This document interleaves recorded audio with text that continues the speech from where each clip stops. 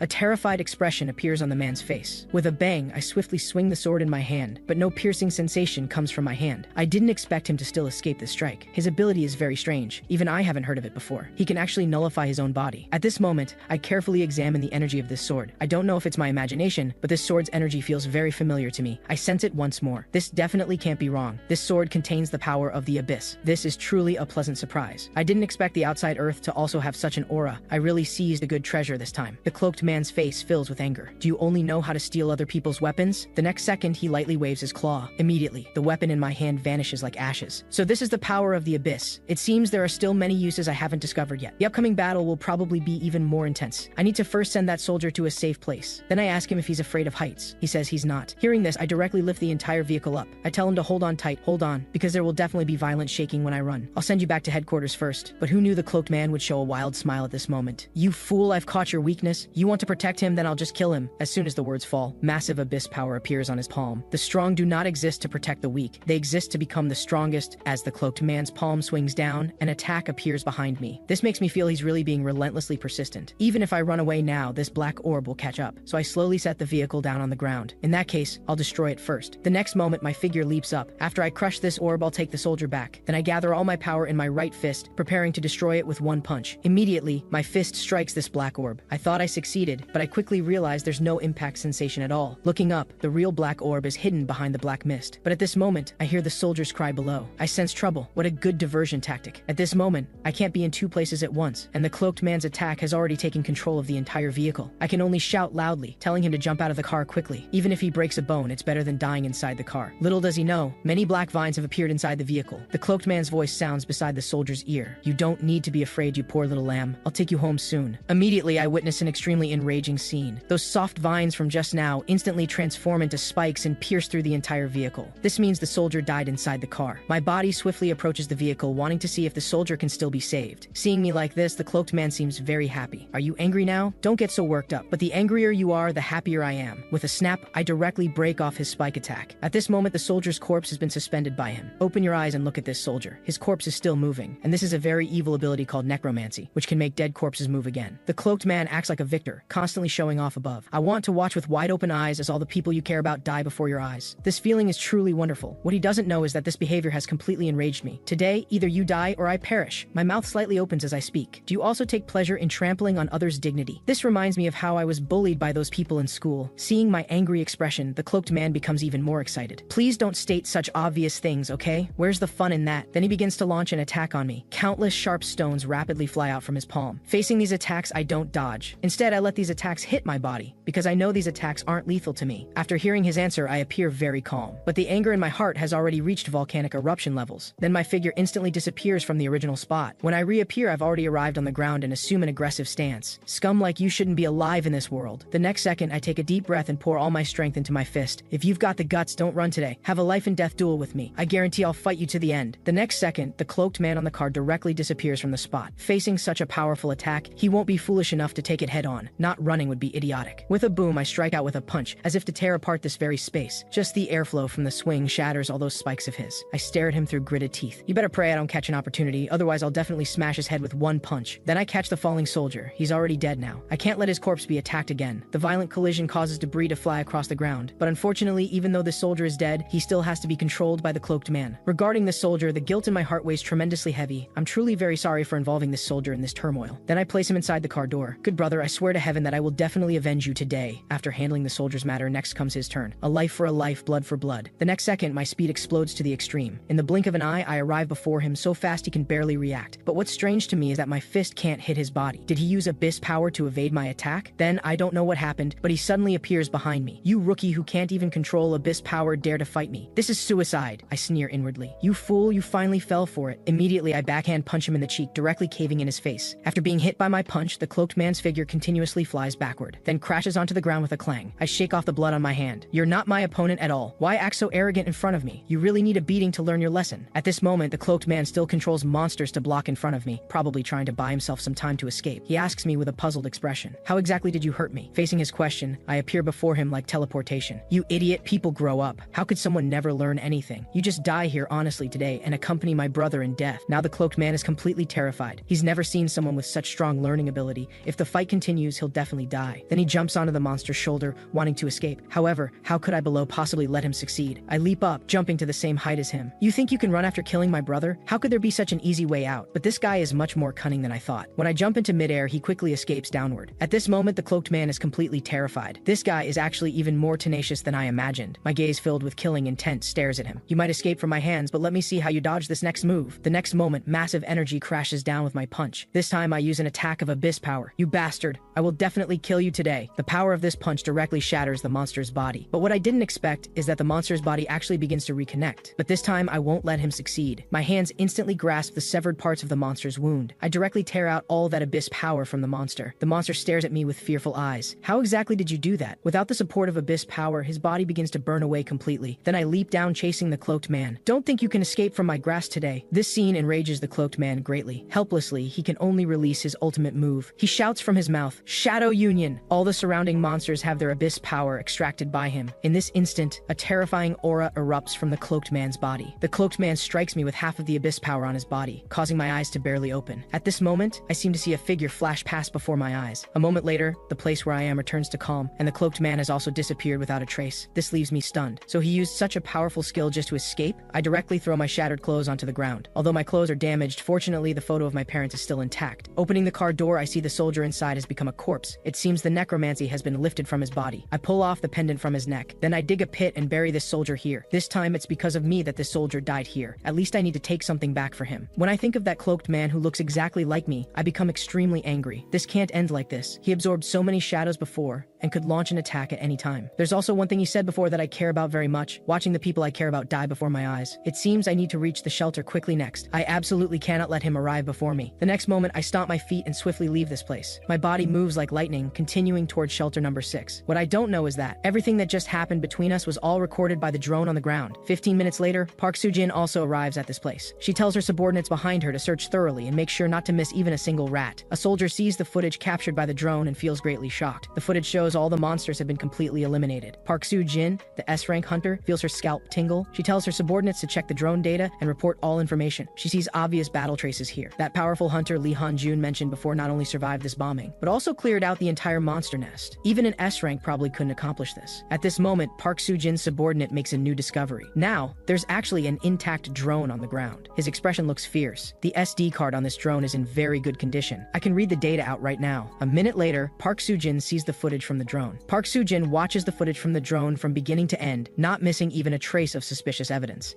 She sees the soldier who reported to me earlier, and beside him stands a white-haired man. That must be the mysterious hunter. While Park Soo-jin watches the drone footage, the soldiers under her command are collecting treasures dropped by the monsters. Soon, one soldier discovers a treasure on the ground glowing with purple light. Information appears above it. This white bottle is a special energy potion that permanently increases the user's magical power. The white sword is an A-rank weapon, the ancient royal dagger. What intrigues him most is the golden box. Its information cannot be identified at all. Just as he's about to pick these items up, a soldier behind him suddenly asks, "What did you find?" He immediately clutches all the treasures to his chest, claiming he found nothing. Before he can react, the man above jumps down with a sinister laugh. This startles the soldier, terrified the man will expose what he's doing. The man sees the box's value at a glance. If I'm not mistaken, this was dropped by the assault leader. It looks like a rare item. Even its information can't be read. His lips curl into a smirk. Keeping military property for yourself is a crime. You know what to do, don't you? The soldier's heart sinks. Is he really going to expose me? If so, I'm finished. Left with no choice, he proposes splitting the treasures. If you expose me, you won't get any of these either. The man seems satisfied with this proposal and directly picks the golden box. The soldier protests. This box clearly contains a legendary item. How can I just hand it over? The man grabs his shoulder. You have no choice. Either let me pick first or I'll report you. Helpless. The soldier has to give him the golden box. After obtaining the golden box, the man reveals an evil expression. I finally gotten this puppet relic. Meanwhile, after a long sprint, I finally arrive at shelter number 6. I carefully observe the surroundings. It doesn't look like there have been any monster attacks recently. The place is heavily guarded, with heavy weapons positioned at the rear. The people coming and going seem quite normal. This shelter must have powerful individuals protecting it. I move forward, preparing to enter the shelter. My mind keeps thinking about that cloaked man earlier. I couldn't sense his presence at all. Actually, I can't sense any powerful presences here, but if there weren't strong individuals protecting this place, it would have been destroyed long ago. At this moment, a man wearing a conical hat appears right in front of me. This puzzles me. Is this guy blind? Doesn't he know to watch where he's going? However, he seems to be looking for me specifically. Your blood is so thick. You must be from the outside world, right? I give a brief acknowledgement. What do you want? I'm busy right now and have no time for idle chat. The man laughs. In that case, let's make a deal. He pulls out a stack of bills. I'd like to purchase some information about the outside world from you. I have no objection. If it's something I know, I can tell you. Just as the man feels pleased, I make a request. Before that, I have a question for you. A monk addressing me so formally? You must be a fake. The man laughs heartily. I didn't expect you to see through me so quickly. This outfit is just my hobby. I point at his eyes. Is covering your eyes also your hobby? This makes the man look flustered. What a troublesome guy, he thinks. He pulls down the eye patch, revealing closed eyes. I recently developed an eye condition. My eyes can't open. His words can't fool me though. I can sense the terrifying light bursting from his eyes. This guy is definitely not as simple as he appears. He must have his reasons for hiding his power. It seems this shelter harbors a wolf in sheep's clothing. I don't dwell on it further and ask what information he wants. Now it's finally the man's turn to ask questions. The man has been in the city for a long time. He's eager to know what's happening outside. He's also noticed armed soldiers gathering at the city walls. Clearly they're entering combat readiness. He's certain ordinary civilians haven't noticed this. But he heard explosions from outside, which piqued his curiosity. He wants to know what's really happening out there. After hearing him out, I pause to think. This guy isn't as simple as I thought. Better hide my true nature for now. I laugh. Honestly, I don't really know what happened outside either. I just heard a huge explosion from the southwest. I was so scared I dropped my letters and had to use my shirt as a makeshift map. This surprises the man. I see, he says aloud, while thinking, you're hiding your power too. Still, he pays me for the information. Knowing the direction is enough. You've been a great help. He actually heads alone toward that vague direction. I wonder what he's planning. I don't know how many fighters like him are in this city, so I definitely can't cause too much commotion. It might hinder my search. Another thing worth noting, a suspicious person like me can move freely in this city. society. This proves there must be powerful individuals in charge here, though it's also possible we face a common enemy, so their guard against humans has loosened. Time quickly passes to evening. I enter a clothing store and buy some clothes. Using the money from that monk, I buy a trench coat. It looks pretty cool. Wearing it makes me feel like someone. I think his name was Cheng Xiaoyu, but the priority right now is to find my parents. Looking around, I realize this city is much larger than I imagined. It seems I'll have to use the most traditional method to find them. I hope everything goes smoothly, so I gently tap a woman's shoulder. Excuse me, have you seen this couple in the photo? But to my surprise, the woman looks shocked. She waves her hands frantically, saying she's never seen these people, then hurries away. This leaves me speechless. Her reaction was way too intense, as if I showed her a ghost. At this moment, a man approaches from behind, cursing loudly. His voice successfully catches my attention. To my surprise, he walks right up to me with an annoyed expression. Dude, hitting on women in the middle of the night? How pathetic. Hearing this, I instantly appear before him, glaring. You'd better watch your tone. When our eyes meet, sweat clearly drips down his face. You don't look like a local. Pointing at my photo, he says, what era is this? People still use photos to hit on others at night? How lame. I hold up the photo for him to see. Have you seen these two people? The man is speechless. Are you just approaching everyone you see? However, the man's voice stops abruptly, and his face shows terror. How do you have their photo? He looks up and asks, what's your relationship with these two people? This fills my heart with joy. I finally found a lead on my parents. I quickly tell him I'm their son. Spiky hair carefully compares my appearance with the child in the photo. You look completely different. This angers him. He rolls up his sleeves, ready to hit me. Are you messing with me? At this moment, a truck carrying monsters drives by. The truck driver panics and frantically hits the brakes, but I pay no attention to any of this. The next moment, the truck crashes heavily into me, but I don't move an inch. This completely stuns Spiky hair. Is he seeing a human or a ghost today? I dust off my shoulders. I'm sorry, I didn't hear what you said. Could you repeat that? The man's arrogance vanishes instantly. He becomes a meek and obedient young man. He even pretends to know me. Oh, it's you. Long time no see. He points me toward a road. Just follow this road and you'll find your home. I even held you when you were little, remember? I ignore his words and walk in the direction he indicated. Thanks for this. Once I find my parents, I'll give you a reward. Spiky hair smiles and waves at me. No need to be so polite. I don't need a reward. But immediately after, he runs quickly in another direction. This seems like big trouble. I need to gather everyone. I feel somewhat puzzled. Even a small-time thug knows my home address. This is quite incredible. But thinking about it, it seems normal. Dad treats everyone he meets very well. It's probably because of this habit that everyone has such a deep impression of him. Mom is the same, treating neighbors very well. People as kind as them will only be taken advantage of in this world. My fists clench. My parents are good people, but I'm not. Now that I'm here, I can protect them. No one will ever bully them in my presence. After walking a bit longer, I stop at a corner. This should be the place Spiky Hair directed me to. But to my surprise, there's not a single passerby here, and there's a very long wall at the entrance. Do my parents really live inside here? That's quite luxurious. Just from this entrance, I can tell my parents are doing quite well in this city. They probably haven't suffered, so I eagerly knock on the door. Joy immediately appears on my face because I hear a familiar yet distant voice from inside. 500 years. It's been 500 years since I heard this voice. It's Dad's voice. He might be talking to Mom. Did your work end so early today? Dad opens the door to welcome Mom home, but instead sees me standing before him with white hair. When I see who it is, my expression also changes. Dad has changed more than I imagined. After opening the door, Dad shows a confused expression. Then his expression becomes furious. Who the hell are you? You're interfering with me welcoming my wife home. Dad stares at me for a long time but still doesn't recognize me. I can't blame him. My changes over 500 years are too drastic. Though I haven't aged compared to my former self, I'm a completely different person. Dad, it's me, Yukdu. Did you forget about me? Hearing this, Dad is instantly shocked. Do you think I'm stupid? My son doesn't have white hair. After that, Dad brings me to the hall. Once we sit down, neither of us says a word. At this moment, Mom walks in from outside carrying tea. After Mom sits down, Dad slowly speaks. I can hardly believe it. He looks completely different from our former son. So we should conduct some tests. I chuckle. What kind of test do you mean, Dad? Dad says I've changed too much, so we must exchange secrets between father and son to make him believe I'm really his son. At this moment, Dad also glances at the shadow unit on the ceiling. If I say anything suspicious, the shadow unit above will eliminate me. Little does he know, I see all of Dad's actions. He's still on guard against me. However, the tight security puts me at ease. Dad has been doing quite well these years. Next comes our unique father-son secrets. I really feel for Dad's subordinate, because he's about to hear things he shouldn't. So the first round begins. Every weekend, Dad goes to the Home Economics Mutual Aid Group for cooking classes. Dad looks shocked. How does he know about this? The shadow unit leader is stunned. He never imagined the boss would attend cooking classes at the Home Economics Mutual Aid Group. This is just the first secret I reveal about Dad. Next comes the bombshell. Dad sneaks off to ballet classes every week. The shadow unit leader lying on the ceiling wants to die. He truly doesn't know if he'll make it out alive today. He simply cannot imagine the boss attending ballet classes. Dad glares menacingly at the shadow unit on the ceiling, as if saying, if you dare imagine it, I'll kill you. Meeting Dad's gaze, the shadow unit leader feels as if a sword beam has locked onto his throat, sending chills down his spine. An awkward atmosphere fills the entire room. Dad still seems cautious. Even if you know these things, it doesn't prove you're my son. I laugh heartily at this. How about I tell you some things about our family? Dad's eyes show some surprise. If you know, then go ahead and tell me. Of course I know these things, but don't say I didn't warn you. Are you really comfortable letting others hear what I'm about to say? I clearly see sweat forming on Dad's face. He even stutters a bit. Just go ahead and say it. Then I turn and point at the two swords displayed there. Dad's Japanese sword is just just a replica. Hearing the word replica, the shadow unit leader sweats profusely. A trace of panic flashes in Dad's eyes, but he still argues. Don't joke around. What evidence do you have that it's a replica? To find the evidence Dad mentioned, I stand and pick up one of the swords. This handle has my brother's tooth marks on it. The shadow unit leader's heart pounds. He knows he's definitely going to die here today because he's discovered the boss's big secret. He'd heard the boss tell the story before. This sword had tooth marks from when the boss fought with it in his mouth while his hands were bound, killing 38 people. With a swing, I draw the sword from my hand. At the same time, the shadow unit leader prepares to attack, sensing I might use this opportunity to strike at their boss. However, I press the blade against my palm. If I remember correctly, this sword is retractable, isn't it? See? I was right. At this moment, Dad suddenly curses at me from behind. You bastard. The next second, he throws himself into my arms and starts sobbing. We all thought you were dead. We searched for so many years and couldn't find you. At this moment, Dad is like a child, tears streaming down continuously. This is the expression of crying tears of joy. Our son has really come back. Ever since I disappeared, Mom and Dad never gave up searching for me. Dad searched every landmark for information about me and unknowingly became the boss. And now this boss is crying his heart out. How pitiful. Can you bring that person down from above? At this moment, the shadow unit leader is deeply shocked. This is the first time he's seen the boss like this. The boss who once lived through bloodshed and carnage killed countless people, he was like a war god. Past events keep flashing through the leader's mind. He suddenly realizes something. He's never seen the boss shed a single tear in all these years. Even if he tells this scene to others, probably no one would believe him. As he watches, something suddenly feels wrong in his mind, and sweat pours down his forehead like water. He feels this place is more dangerous than hell. He must leave quickly, only hoping we won't kill him to silence him. At this moment, a hand suddenly breaks through the ceiling and grabs his leg. I stare at the shadow unit leader with a smile. Don't be in such a hurry to leave. My dad wants to talk to you. Could you do us the honor of coming down? Then the four of us all sit at the table. Dad speaks to the shadow unit member. Among all my subordinates, you have the loosest lips. You know what to do, right? I pick up where Dad left off. If you leak this information, you'll bear the consequences. Dad and I say this at the same time. At this moment, the shadow unit leader is probably scared witless. I promise I won't say a word. Please spare me. Now even a blind person could see that these two are cut from the same cloth. If they're not father and son, what are they? Compared to the danger from Dad and me, Mom's voice descends upon his ears like an angel. You two, father and son, just have your fun. Stop threatening him. This makes the shadow unit leader show grateful eyes. It seems only the lady of the house is gentle. However, though Mom's expression is smiling, it's eerily sinister. You absolutely cannot say a word, or even I can't save your life. The shadow unit leader nods repeatedly, promising he won't remember this. I'll forget as soon as I leave, Dad says angrily to Mom. I'm so glad he didn't mention me farting or snoring in my sleep. Honey, why did you expose your own embarrassing secrets? Witnessing this warm scene, I can't help but smile. This is the life I longed for during 500 years in the abyss. It has finally arrived. Now I'm back, and my family is still alive. What I need to do next is protect them well. At this moment, I keenly sense movement outside the house.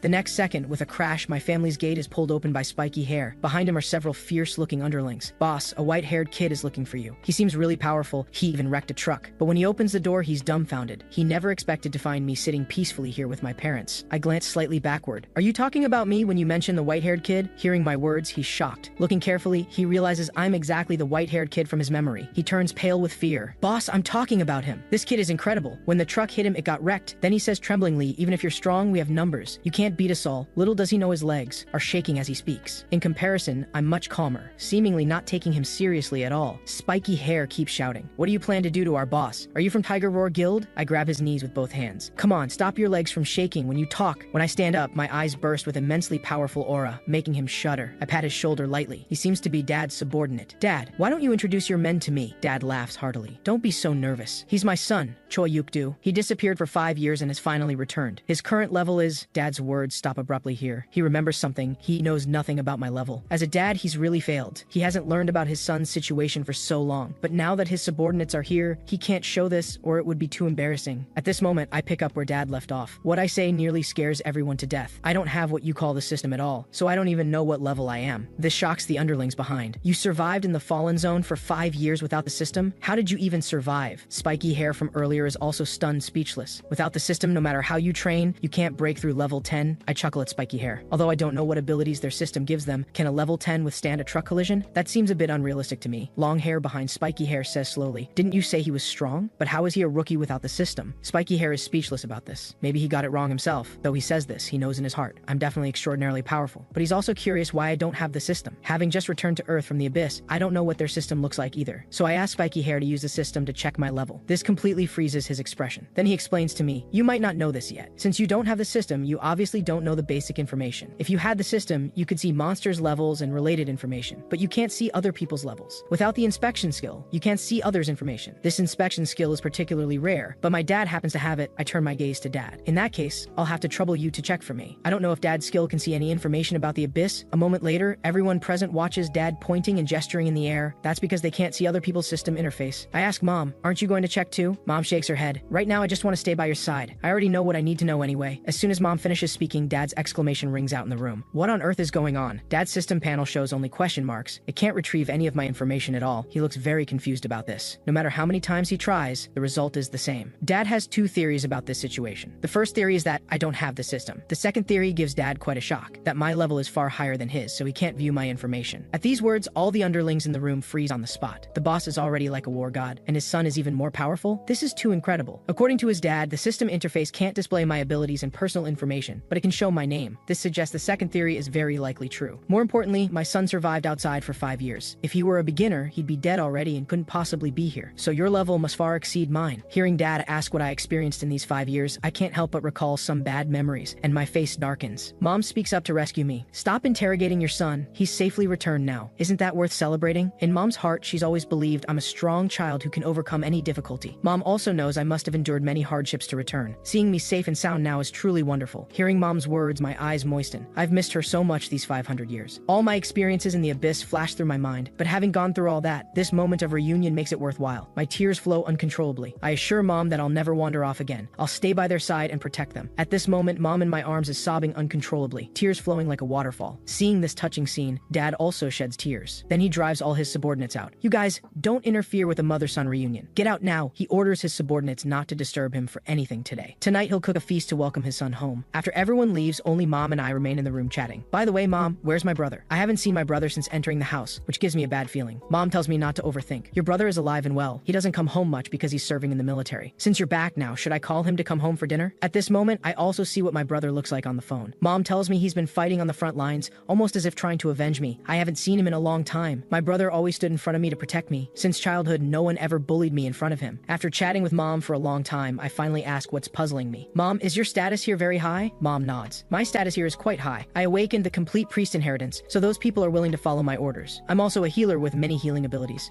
able to provide powerful support. Most importantly, I have a prophecy ability." Hearing Mom's words, I look extremely surprised. "Since you're a priest, can you see if there's anything wrong with me?" But Mom says she can't see through me because she doesn't have that ability. "Then how did you know I'd definitely return? You even left clothes and a letter in my room?" Mom touches my face with her hand. "You silly boy, didn't I just tell you I have prophecy ability? I saw a vision of your return in the future." Mom laughs. "I told your dad before that you'd definitely return, but he didn't believe me. He went out early and came home late every day, constantly searching for you, and ended up becoming the boss of this place. Unfortunately, prophets cannot foresee their own fate, or they'll suffer backlash. The prophecy ability also has many restrictions. Certain conditions must be met before I can prophesy again." Meanwhile, a group of uninvited guests arrives outside my home. The leader has a scar on his face. Seeing them arrive, Dad goes forward with his underlings to greet them. "Welcome back, my friend. This person is Hante-san, Vice President of the United Guild." Seeing his expression, Dad grows curious. "Why do you look so troubled? Did something happen?" Dad quietly approaches him and asks in a low voice, "What happened?" "I secretly sent people to investigate some things." "What did they find?" Hante-san speaks in a low voice. "Just as you suspected, Tiger Roar has connections with the military." "Boss, should we take action?" We turned in monster corpses to the military as usual, but that guy with the notebook started nitpicking during inspection. He said the monsters we hunted were too damaged for them to accept. They always have various excuses and reasons, only giving us a small portion of the points, then reporting the full amount to their boss. After investigation, all the injustice points to Tiger Roar. Hearing Hante-san explain, Dad shows a look of realization. "I see. This matches my earlier suspicions. If Tiger Roar, which should be neutral, is pulling these tricks, things are tricky, but we can't just sit idly by and let ourselves be trampled. This will affect the town's future." Dad doesn't seem too concerned about this. The worst outcome is just a fight. What's most important now is to get his friends something to eat first. The next moment, Dad spreads his hand wide, and a sword instantly appears in his palm. "After we eat, I'll personally go to Tiger Roar and settle this matter completely." At this moment, Dad's eyes are filled with murderous intent. We must show them that the United Guild is not a pushover for anyone to squeeze. Hearing about Tiger Roar Guild, my eyes also show hostility. Thanks to that black shard, all my abilities have entered an overloaded state. Not only has my strength increased, but my senses have also become sharper. Now I can capture sounds from afar. It seems those bandits I encountered earlier are also connected to Tiger Roar. I turn my head toward Dad's direction. Now that Dad is going to negotiate with them, I'm a bit worried because I don't know Dad's strength. The next moment, I push open the door and stop Dad. "You're going to eat, right? I'm hungry too. How about I join you for the meal? And after we eat, I'm going with Dad to Tiger Roar Roar Guild. I want to see exactly who dares to bully us. However, Hantei-san standing beside him is full of confusion. This white-haired young man before him gives off an oppressive aura, yet he has never seen me in the city. Dad quickly steps forward to explain that this is his son who had been missing for 5 years, named Choi Yukdu. Unfortunately, my son has not awakened the system. This shocks Hantei-san immensely. How could someone survive outside for 5 years without the system? His astonished gaze meets mine for a moment. Without the system, that means he is just an ordinary person. Someone without the system would probably perish within 3 days outside. If one possesses elite attributes and top-tier survival skills, survival is not entirely impossible. But without combat skills, once this situation turns into a fight, he would become a burden. Hantei-san keeps his thoughts to himself and laughs heartily instead, saying this is truly good news, but since you just returned, you should not participate in this operation and should rest well. Dad agrees with Hantei-san, telling me to just stay home and keep Mom company. Mom chuckles and tells me to listen to Dad, saying she has not even given me a tour of our home yet. I cannot help thinking that they apparently consider me an ordinary person, though this is within expectations. To anyone with the system, I am merely an ordinary person. Thinking carefully, I have not fully grasped the complete picture of this shelter. If monsters like those I imagine truly exist, I must hide my real power to avoid dragging my parents into danger. So I nod in agreement. In that case, the uncles should accompany Dad together. However, the subordinate behind me shows a regretful expression. He feels frustrated inside, realizing he has missed a good opportunity to witness my abilities. It is all because of Hantei-san running his mouth. He has cursed him countless times in his heart. Thus, Dad and his group march toward Tiger Roar Guild in force, ready to demand justice. Watching their departing figures, I still feel somewhat worried because I just returned home and do not want Dad to be in danger. Mom tells me not to worry. Your father is very powerful, and not letting you go this time is for your own good. Just stay home obediently. Actually, my thoughts now align with Mom's. We have finally reunited after so much difficulty, and neither of us wants the other to face danger. Mom pats my head at this moment, telling me to trust her words. Your father is truly powerful, and she uses her prophecy ability every month to check on Dad's safety. Each time she can see Dad in the coming month, so I need not worry anymore. I stop Mom from continuing to pat my head. I am not a child anymore, and it feels quite embarrassing when you pat my head like this. Although Mom can indeed foresee danger, Tiger Roar has connections with the military. In the future, Dad will only have increasingly frequent conflicts with them. I turn to ask Mom a question about the current situation at the shelter and why Tiger Roar has a poor relationship with us. Mom explains that after Judgment Day, an awakened one established hunter guild that jointly managed the shelter with the military. Then your father founded United Guild and worked with the military at shelter number 6, hoping to find you. United Guild has grown so strong because everyone was moved by your father's vow to help find each other's families. United Guild maintains order, searches for supplies in the wilderness, and fights monsters, while the military handles hunting operations and tower raids. Your father is a kind person, which is precisely why he does not want his people to enter the rifts. This is how Mom and Dad maintained peace over the past 4 years, avoiding danger as much as possible while gradually growing their forces. However, a few months ago, Tiger Roar Guild from shelter number 4 came here to establish a branch. From that moment on, conflicts between Dad's side and theirs have been continuous, whether major or minor incidents. The conflicts never cease. This puzzles me. Since the shelter has connections with the military, why does the military not intervene to stop the conflicts between these two guilds? It turns out that because enemies keep growing stronger, the military is no longer capable of stopping them. However, Tiger Roar was established to conquer the towers, and their power is so overwhelming that the military has no choice but to rely on them. Information about tower raids is of tremendous value, so the military cannot ignore it. Moreover, Tiger Roar organization possesses an awakened one chosen by the tower god. This awakened one is named Eslar. He is the one chosen by the tower god and is Tiger Roar's true ace, with terrifyingly formidable power. Hearing Mom mention the tower god leaves me confused. This is the first time I have heard that gods actually exist. The so-called tower god is the tower lord. To us humans, their power is almost equivalent to that of deities. If one passes the tower god's trials, one can become an Eslar and receive god-given power. Outside the towers, they are called messengers of God, while inside the towers, they become guardians. Currently, Tiger Roar organization possesses many Eslars. Since each Eslar harbors absurd power, Tiger Roar instantly absorbed all neighboring guilds. Your father's guild is beloved by the locals, but they have never conquered a single tower. We are the only guild in the alliance struggling without an Eslar. This makes me feel the situation is quite dire. However, something feels off to me. If people deeply love United Guild, why do they behave like a criminal organization? Mom chuckles at this, saying that is just her personal quirk. This makes everything clear to me. Mom actually admires gangster culture quite a bit, and the guild she helped create even bears traces of that style. Mom tells me not to worry so much about it. What does it matter as long as everyone is happy? At this point, Mom gently pushes my back, urging me to go take a shower and rest well. We can continue talking about anything tomorrow. If you need someone to scrub your back, just call me. But how could I feel comfortable having someone scrub my back? After Mom leaves, I stand alone in the room, but my mind cannot settle down. I activate my perception to check Mom's location. A wave of abyssal power spreads out from within my body. In my perception, Mom has truly left this place. Earlier, I agreed to rest at home because I never imagined the situation would be this serious. However, now I need to go to Dad's side. Otherwise, I will never feel at ease. Then I pull open the window. If I go now, I should still be able to catch up with Dad. With a whoosh, I leap up and instantly vanish from the spot. At precisely this moment, Mom is still at home and catches sight of my figure. A complex expression appears on Mom's face. They all told you to rest, but you just will not listen. It seems you are as troublesome as when you were little. On the other side, Dad leads his people toward Tiger Roar Guild with murderous intent. Meanwhile, I follow from home. I reach higher ground wanting to observe Dad's team. Since everywhere outside the central area is pitch black, I easily locate Dad. However, at this moment, my vision becomes doubled and my head feels dizzy. This feels wrong to me. Ever since I was enhanced by the Abyss fragment, I cannot even catch a cold. How could I possibly feel dizzy? However, at this moment, I hear a familiar voice. Seed of the Abyss, you cannot escape. I immediately turn my head to search for traces of the cloaked man. However, this person is extremely cunning, completely concealing his presence. I cannot sense him at all. This fills my heart with immense anger. I never expected he would actually follow me to shelter number 6. Just as I am in this state of anger, I suddenly feel a wave of dizziness. Immediately after, I hear his voice again. I will not let you escape, Seed of the Abyss, because your soul has already been locked by me. Anything marked by me cannot hide from my sight. Soon I see his head right on my shoulder. The next second, I fiercely swing my fist and directly scatter the cloaked man's head. However, my fist cannot actually strike him, passing straight through his head. This is clearly not his real body. The cloaked man laughs heartily. Your soul has been marked by me. You absolutely cannot escape from my grasp. When I carefully sense his head, I realize this seems to be something like a string of code that only repeats these few phrases and that cursed expression. My shouting attracts the attention of people around me. What are you doing up there so late? Are you planning to jump? The powerful flashlights they hold make it difficult for me to keep my eyes open. The next second, I leap directly and vanish from the spot. During my airborne sprint, I notice that face from earlier has disappeared again, so I immediately stop, preparing to investigate further.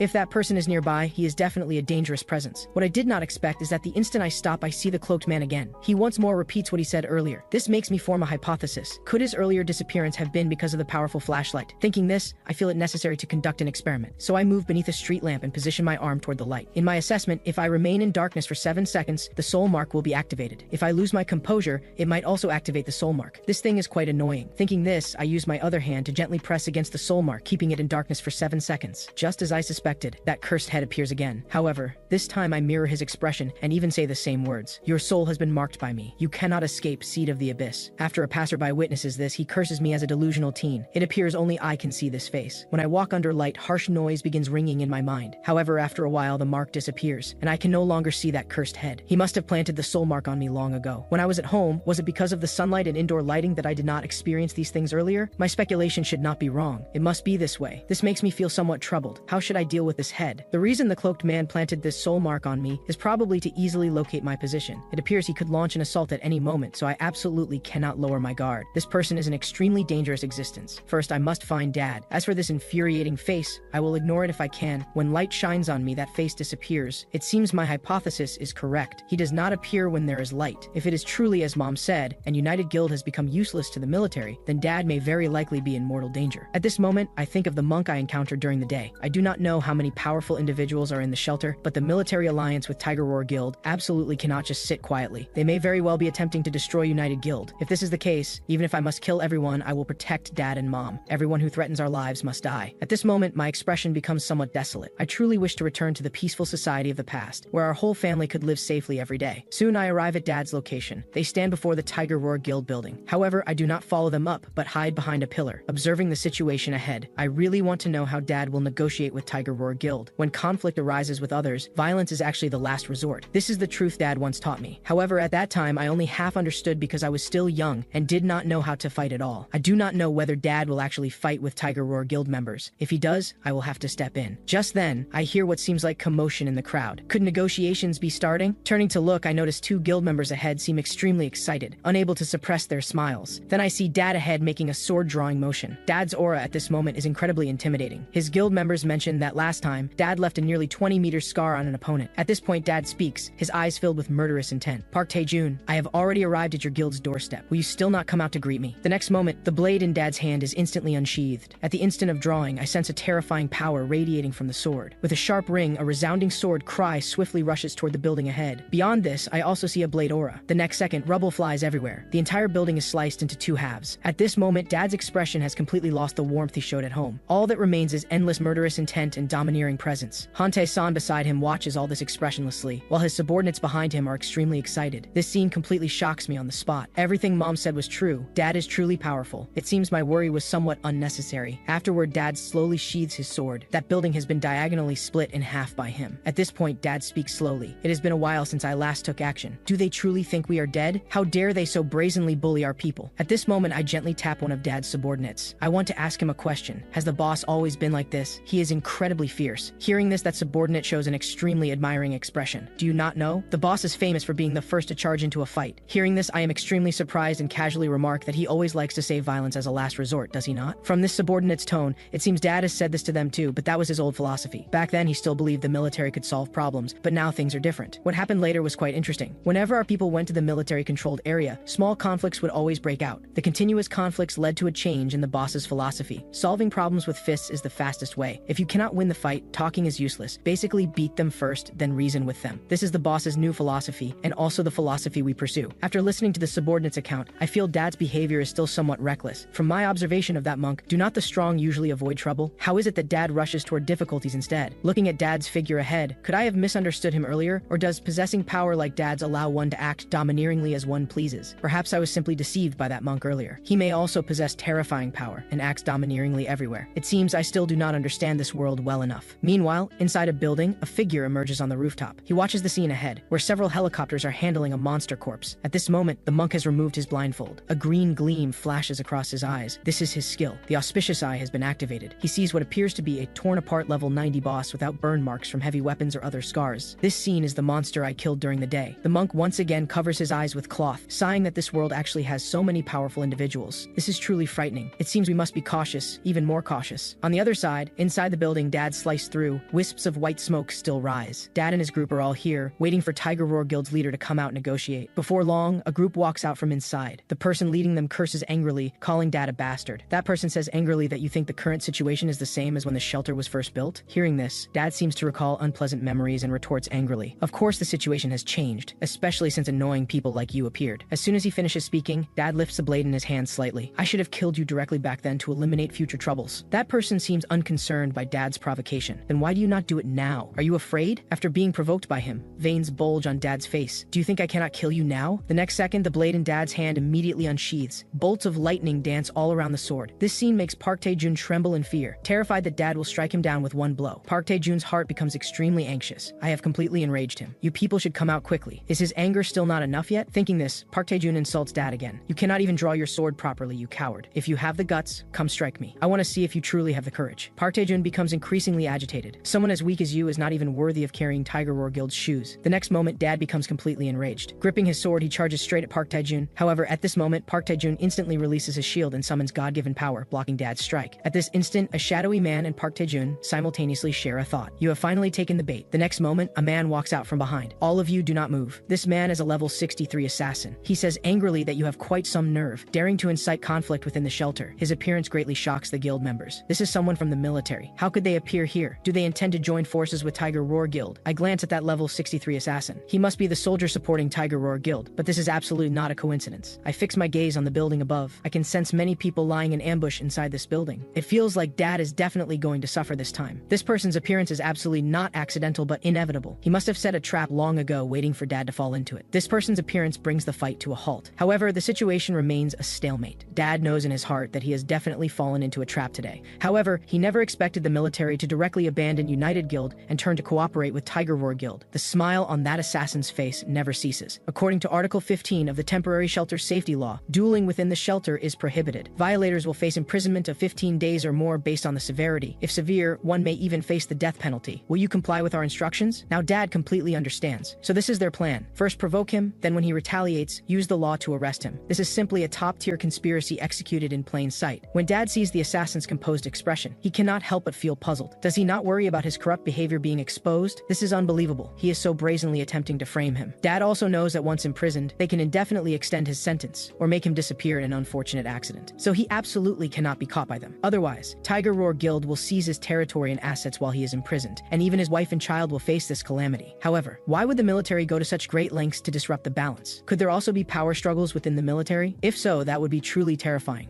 Although Dad is unclear about what these people are plotting, he knows one thing. He absolutely cannot admit to any wrongdoing. After thinking this through, Dad laughs heartily at the assassin. I believe you are surely mistaken. There is no conflict between him and me at all. As a supporter of United Guild, I cannot admit to crimes without evidence. Officer, do you not think I am right? The officer laughs heartily. You are talking to me about evidence, right? Then let me show you. Do you see the sword mark on my wall up there? You personally made that just now. Does this not count as evidence? Dad begins playing dumb. You must be joking, officer. How can this possibly count as evidence? Dad argues frantically with them. This sword mark was made while I was testing the structural integrity of the building. If it is a dangerous building, I must notify my good friend to repair it promptly. At this moment, the officer steps steps forward, coming before Dad, and says in a cold tone that you still do not quite understand. This place is not decided by you now but by me. If I say this is evidence, then it is evidence. Today you engaged in conflict with another guild within the shelter. If you are dissatisfied, you can report me. Simultaneously, over 100 hunters suddenly appear inside this building, aiming guns at us. This assassin reveals a triumphant smile. From the moment you step foot here, you already lost. You had better surrender obediently, or I will order my subordinates to open fire. This makes Dad instantly sense the crisis. He will not die in this gunfire, but his subordinates may not be able to withstand such fierce firepower. The group of subordinates behind Dad are also greatly alarmed. You despicable scoundrels dare to design a trap to harm us. Everyone urges Dad not to surrender. At worst, it is death. We must fight them to the end. At this moment, Dad's expression is extremely serious. He knows he faces a difficult dilemma today. All of this has resulted from military intervention. The guild members behind him are already prepared with resolve to fight to the death, but Dad tells them to remain calm. Because they are also within range now, they will not open fire. The level 63 assassin chuckles. Do you want to gamble with your brother's lives against me? I do not mind a high-stakes gamble with you, but can you afford the price of the wager? With a sharp sound, Dad's blade instantly unsheathes. Dad can no longer contain his inner fury. However, facing the level 63 assassin, even Dad feels the pressure. Thus, Dad locks his target on Park Tae-jun. If I take him hostage, we can get through this crisis. Thinking this,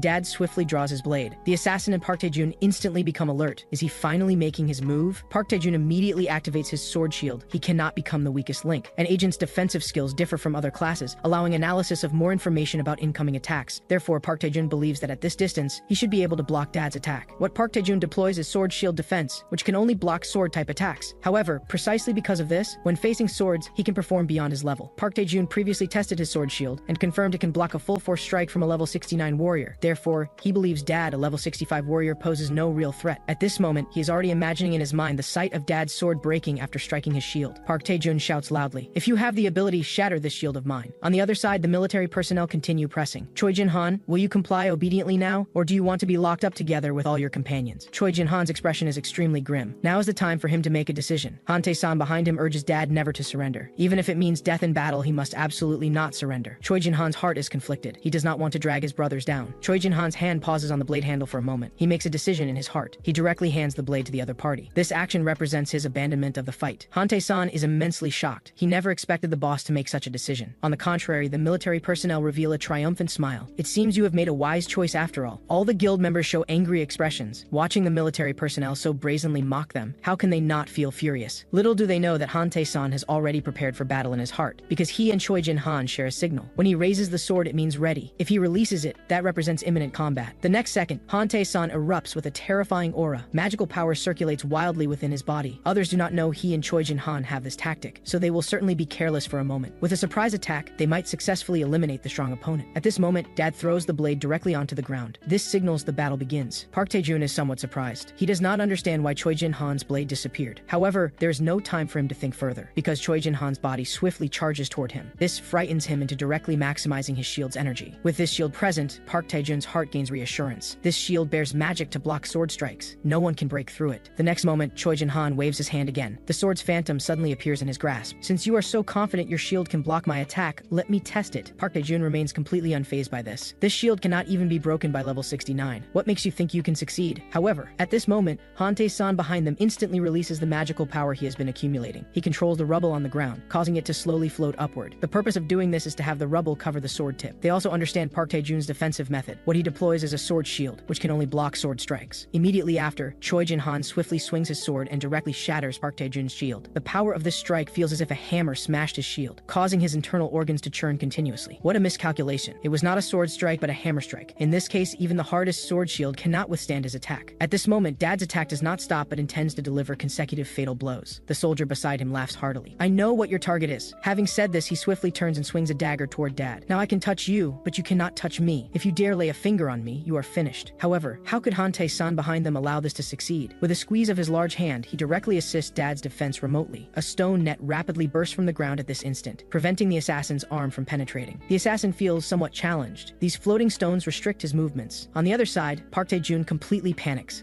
He feels Choi Jin-han has completely lost his reason. He orders his subordinates to immediately open fire on him without mercy. The soldiers receiving the order continuously pull their triggers. Countless bullets emerge from the gun barrels. However, at the same time, Han Tae-san acts again. He brings his two fingers together and points upward. You presume to harm my boss in my presence? The next second, a stone wall blocks Park Tae-jun's escape route and also blocks the soldiers' gunfire. It can be said that Han Tae-san uses the stone wall to create an opportunity for Choi Jin-han to secure a solo kill. Choi Jin-han's heart is is thrilled at this moment. As long as he can capture Park Tae-jun and use his life as a threat to allow the brothers to retreat, they can leave safely. Just as Choi Jin-han's palm is about to reach Park Tae-jun's body suddenly vanishes like a shadow, causing Dad to grasp nothing but air. Choi Jin-han feels utterly shocked. This is the first time he has witnessed such an uncanny skill. The officer lets out a sinister cackle. Your ally's stone cage trapped me in the shadows, and when Park Tae-jun's shield shattered, I marked him with residual magic. He has now met the conditions to unlock the assassin skill called Shadow Trace. For those who don't understand, think of it like the Yellow Flash's Flying Thunder God technique. Now that you've lost your hostage, won't you surrender? The officer displays an arrogant grin and waves his hand broadly, ordering all his subordinates to move in together and capture Choi Jin-han. This turn of events catches Choi Jin-han completely off guard, and this defeat might spell his utter ruin. However, Han Tae-san beside him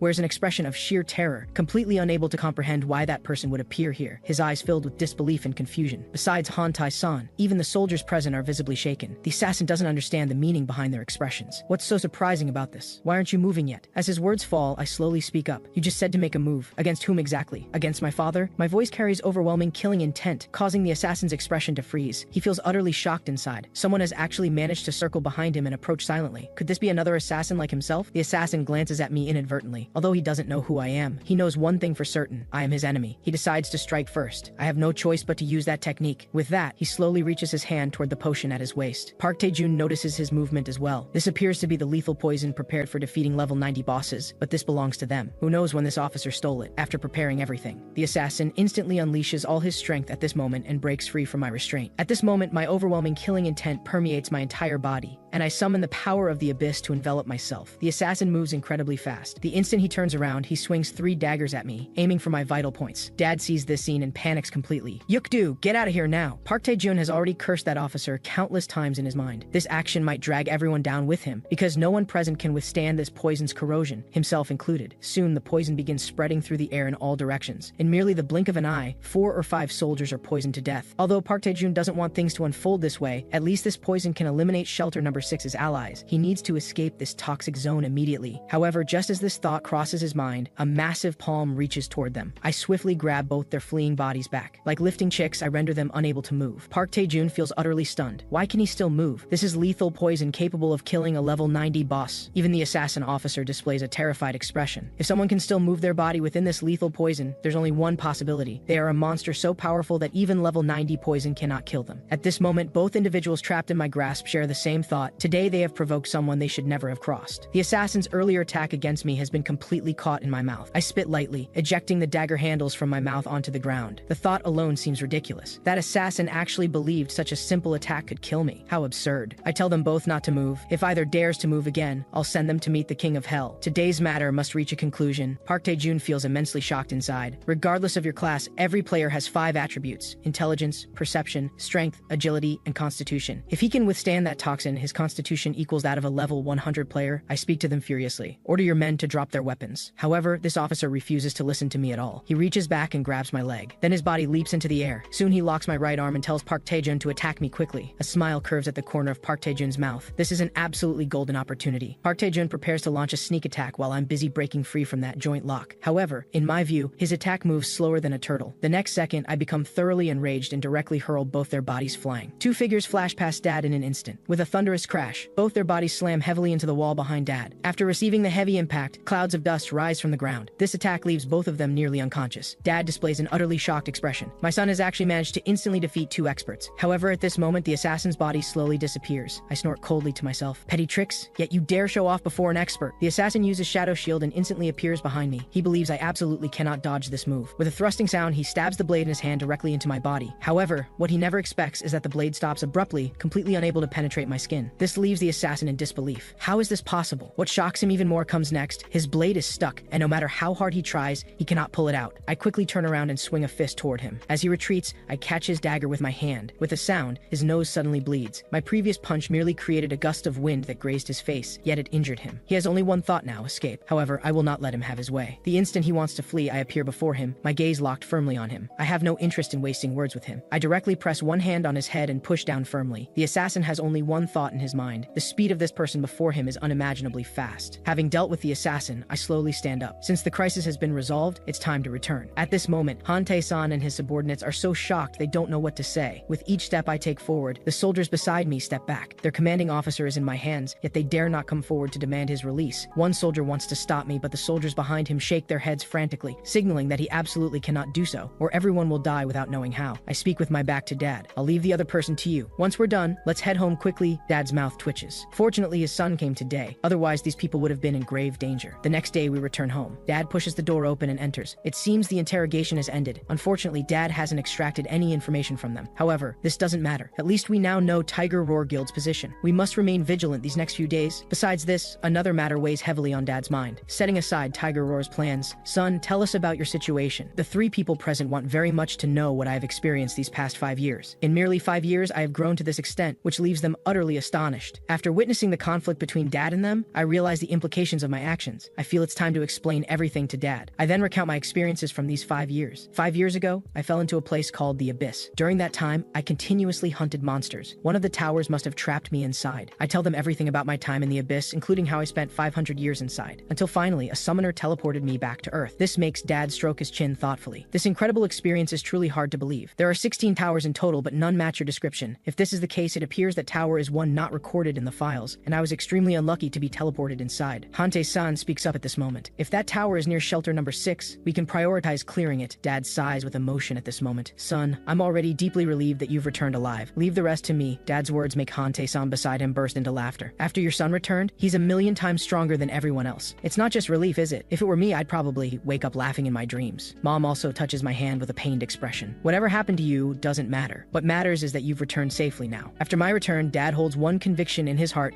He absolutely cannot let this family fall apart again. He will do everything in his power to protect this home. Just moments ago, I noticed Mom's hands covered in scars, and Dad's are the same. It appears both of them, like me, bear hands full of battle marks. I vow silently in my heart that I will never leave them again. I will use all my strength to restore our family to how it once was. At this moment, the light above our heads suddenly goes out. As the light goes out, my mind seems to waver for a moment. I know that person is about to appear again. Dad and Hantei-san look puzzled. What's happening? Is there a power outage? The next second, just as I suspected, the cloaked man's face materializes beside me. This makes me feel this person is truly too annoying. The cloaked man repeats the words he spoke before. I will not let you escape, seed of the abyss. However, I quickly notice this time differs from before. He actually speaks words beyond his usual script. I finally found you. At this moment, Mom cannot see this cursed person at all and simply stares at the extinguished light bulb, and she is puzzled. The next moment, the cloaked man's eyes widen sharply. Then he vanishes from my shoulder. Although it appears like dispersion, I sense he has merely left my body. The instant the head disappears, the cloaked man's figure appears behind me. Long time no see, seed of the abyss. This makes things become interesting. He has actually regained self-awareness. I wonder whether his current form is illusory or physical. I carefully sense the cloaked man's presence. Although I feel nothing, I believe he hasn't materialized. This must still be an illusion. I plan to deal with it after I finish my current matters. Unexpectedly, the cloaked man slowly extends his hand. Are you trying to pretend you can't hear me? You think this is an illusion? Ordinary people truly love deceiving themselves. Immediately, the cloaked man covers my eyes with both hands. Today you'll taste the price of arrogance. When he removes his hands, my eyes transform into a mass of black mist, and I can see nothing. At this moment, the black mist continuously emanates from my eyes, spreading across my entire body. I cannot see now, which proves he is not an illusion. What I don't know is that this scene leaves all three people present completely stunned. Mom hastily asks me what's wrong, why so much black mist is appearing around my body. Dad quickly notices something wrong. Your eyes have turned into a mass of black mist. I can't see your whites or pupils at all. What on earth has happened? Mom immediately uses her purification ability, attempting to remove the abnormality from my body. However, she quickly realizes something is wrong. Her system displays a message. Your target is not affected by any curse, therefore this skill is ineffective. However, the situation before her eyes is clearly abnormal. I curse myself for being a complete fool. I was truly careless just now, resulting in my current blindness. Fortunately, my perception hasn't disappeared. The next moment, I subtly brace my stance. I absolutely cannot let my parents be placed in danger. My figure instantly rushes from my position and seizes the cloaked man's throat. The others are startled by my action. They can only see me swinging my fists in the air and nothing else. The cloaked man laughs loudly. Are you afraid? If you have the ability, strangle me then. Dad's expression at this moment is extremely anxious, his mind filled with confusion. Son, is there an enemy nearby? Why haven't I seen anything? Mom hasn't seen anything either. I don't answer my parents' questions, but instead glare at the cloaked man with killing intent. Why do you keep pestering me, coward? Hearing the word coward, the cloaked man nearly laughs aloud. Don't misunderstand. I am no coward. Come to think of it, I haven't introduced myself yet. I am from the noble Azer clan. I am Fordel, god of darkness. The reason he keeps pestering me is because I absorbed the black crystal in the abyss. That is the divine power the Acer left in the abyss. Strictly speaking, that is his domain of darkness. When I was in the abyss, the messenger messengers of God were monitoring me. Because I left the abyss without authorization, those messengers have begun gathering. He tells me to return to the abyss with him immediately. After hearing his account, those so-called messengers of God are likely the Eslar that Mom mentioned. At this moment, Dad is already prepared to draw his blade. Although he doesn't know what's happening, he can sense the cloaked man is a dangerous figure. We must kill him. However, Mom stops him. Let's observe first. A cold laugh escapes my mouth. Even a god like you was defeated by me. What qualifications do you have to make me return? Don't think a mere few Eslar can do anything to me. If you push me too far, whether messengers of God or gods themselves, I'll kill them all. My words truly anger the cloaked man. Don't get carried away just because you won against me once by luck. The other Eslar far surpass my current strength. You underestimate them far too much. I could even take your power without the slightest effort. His words surprised me somewhat. I didn't expect such an arrogant person to actually admit he's inferior to the Eslar. But why should I believe his words? The cloaked man laughs loudly. Don't blame me for not warning you. Everything I'm doing now can be said to be for your benefit. You foolish commoner. You don't believe me, do you? When the blood rain begins to fall upon this land, you will regret everything you've done. His words make me hesitate. I have no reason to believe him, but believing him might be the only thing I can do. I don't know what to do now. Even now, I remain uncertain about my own strength and whether I can defeat the Eslar. At this moment, we both hear movement outside the door. Someone appears to be entering. Before seeing the person, we hear their voice. A deep incantation accompanied by golden light resonates within the room. The next moment, a terrifying power seems to erupt from outside the door, shining upon the cloaked man's figure, causing him to cry out in pain. Simultaneously, the mist over my eyes slowly begins to dissipate. The cloaked man's figure seems pinned in place by a binding force.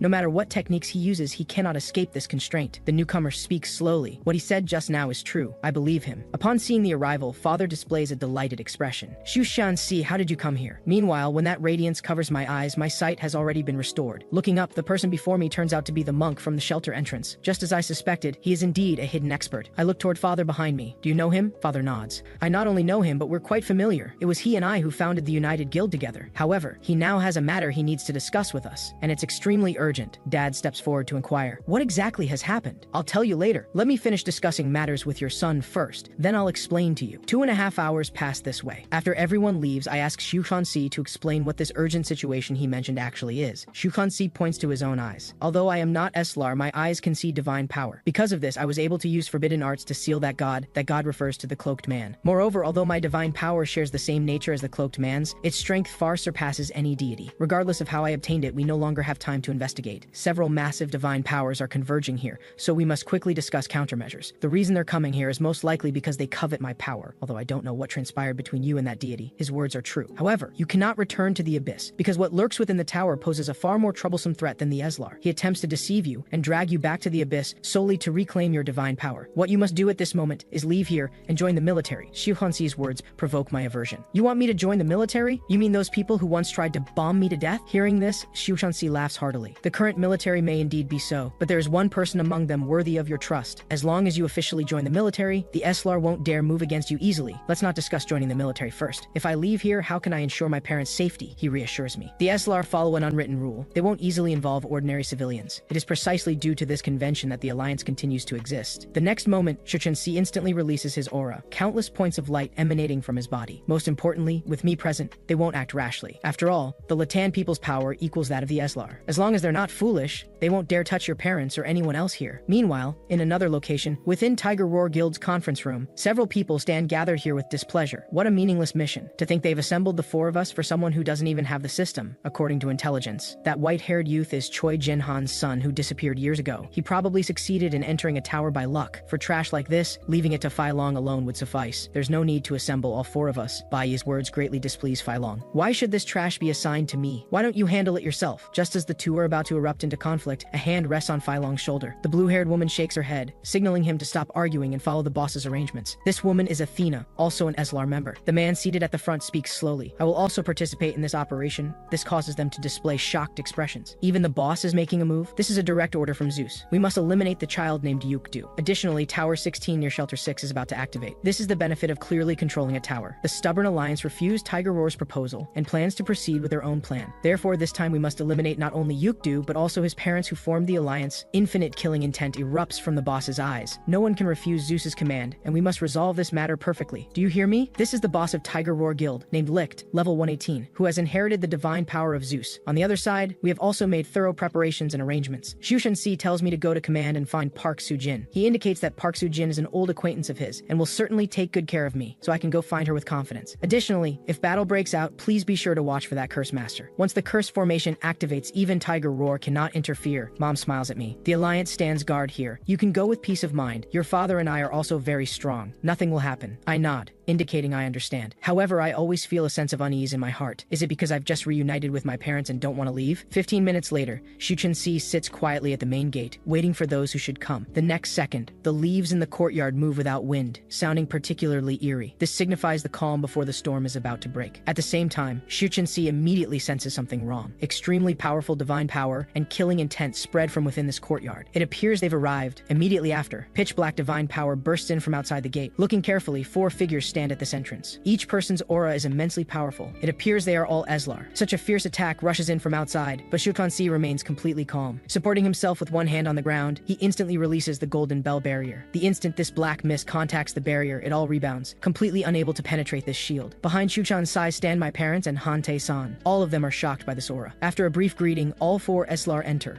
their eyes filled with killing intent. This scene truly terrifies Xu Chunxi. He never expected Tiger Roar Guild would actually deploy all 4 Eslar. However, this is not all. Behind them, another figure appears. Upon seeing this figure's appearance, they all bow respectfully. One can clearly see how high this person's status is in their hearts. This person who appears is none other than Licht, the boss of Tiger Roar and the world's strongest hunter. This makes Xu Chunxi sense grave danger. Even Licht has come. This matter likely bodes extremely ill. Licht orders Bai Yi to begin. The next second, Bai Yi waves his hand broadly, and black energy emanating from his hand rushes forward. Everyone present is stunned by this momentum. This black mist transforms into demon-like faces and reaches toward father. Dad senses trouble. All Alliance members' positions have been detected by that specter. Even stealth units have been discovered by them. Such perfect detection leaves nowhere to escape. Then Dad activates Eye of Detection. This detection leaves him utterly shocked. Each person has actually surpassed level 100. Our side's combat levels are mostly 60 to 75, completely incomparable to those on the opposing side.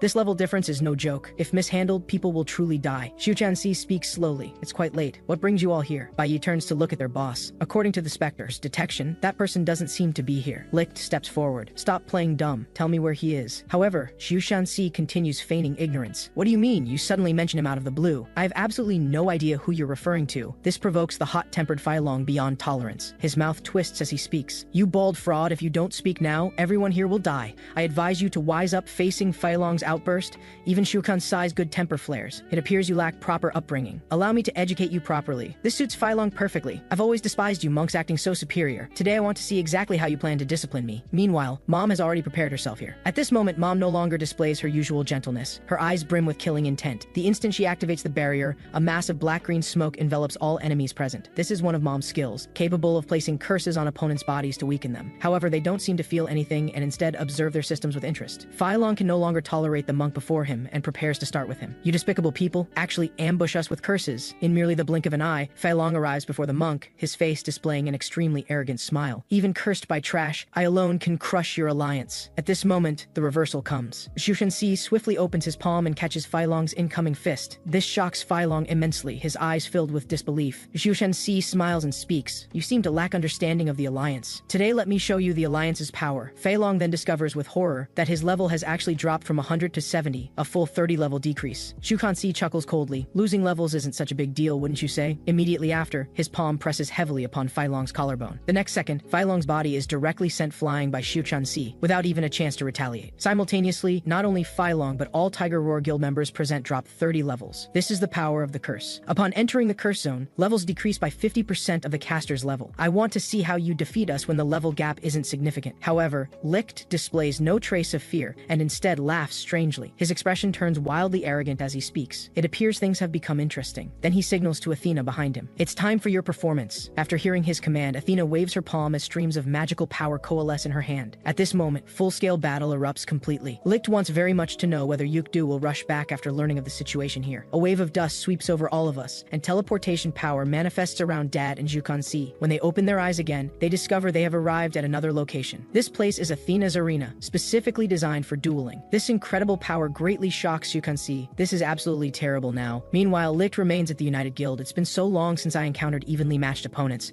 My heart is racing. Waiting for Yukdu to fall into their trap like this is actually not boring at all. Simultaneously, other United Guild members curse at Licht furiously. You bastard, what have you done to our boss? Next, Licht intends to deal with these guild remnants. Your time has come. Meanwhile, on the other side, I have also found the direction where Park Soo-jin is located. I leap down from the air and land before them. This entrance completely impresses them. Park Soo-jin displays utter shock. Why has this mysterious hunter appeared here? After landing, I pull out the photo from my pocket and compare it with the blonde woman before me. There should be no mistake. She is Park Soo-jin. I hastily raise both hands, indicating I have no hostile intent. I'm from the Alliance. I'm seeking military protection. Park Soo-jin waves her hand, signaling her subordinates to lower their weapons. This person presents no danger. Park Soo-jin has already obtained my basic information. You're Choi Yukdu, correct? You disappeared suddenly 5 years ago and returned triumphantly 5 years later. However, she has something she's extremely curious about and wants to discuss with me properly. Meanwhile, inside the arena on the other side, the duel has also begun. Athena thrusts the staff in her hand forcefully into the ground. She begins summoning the gods with her voice. Please emerge and judge our battle. As she speaks, the staff in her hand gradually glows with red light. The next second, radiance from the staff shoots skyward. This light gradually coalesces into a humanoid figure. In merely moments, an angel manifests before their eyes. Father is greatly shocked. Is this the power of the gods? This duel feels extremely ominous. Below this angel, a blue barrier appears. Within this barrier lies the dueling space for both sides. Each side shall send 5 warriors. The first to achieve 3 victories will receive the blessing of Olympus. The losing side will be burned to death by divine light. Phylong glares at us with extremely vicious eyes. You people are destined to be defeated here. Await the burning that will descend upon you. Mom feels somewhat worried in her heart. The gap between both sides' power levels and combat abilities is too great. Moreover, things happen too suddenly. She no longer has a way to foresee the future or view future scenes. Dad's eyes show some confusion. It's clearly 5 warriors. But why do we only have 8 people total here? Athena tells Dad not to worry. Since we said 5 warriors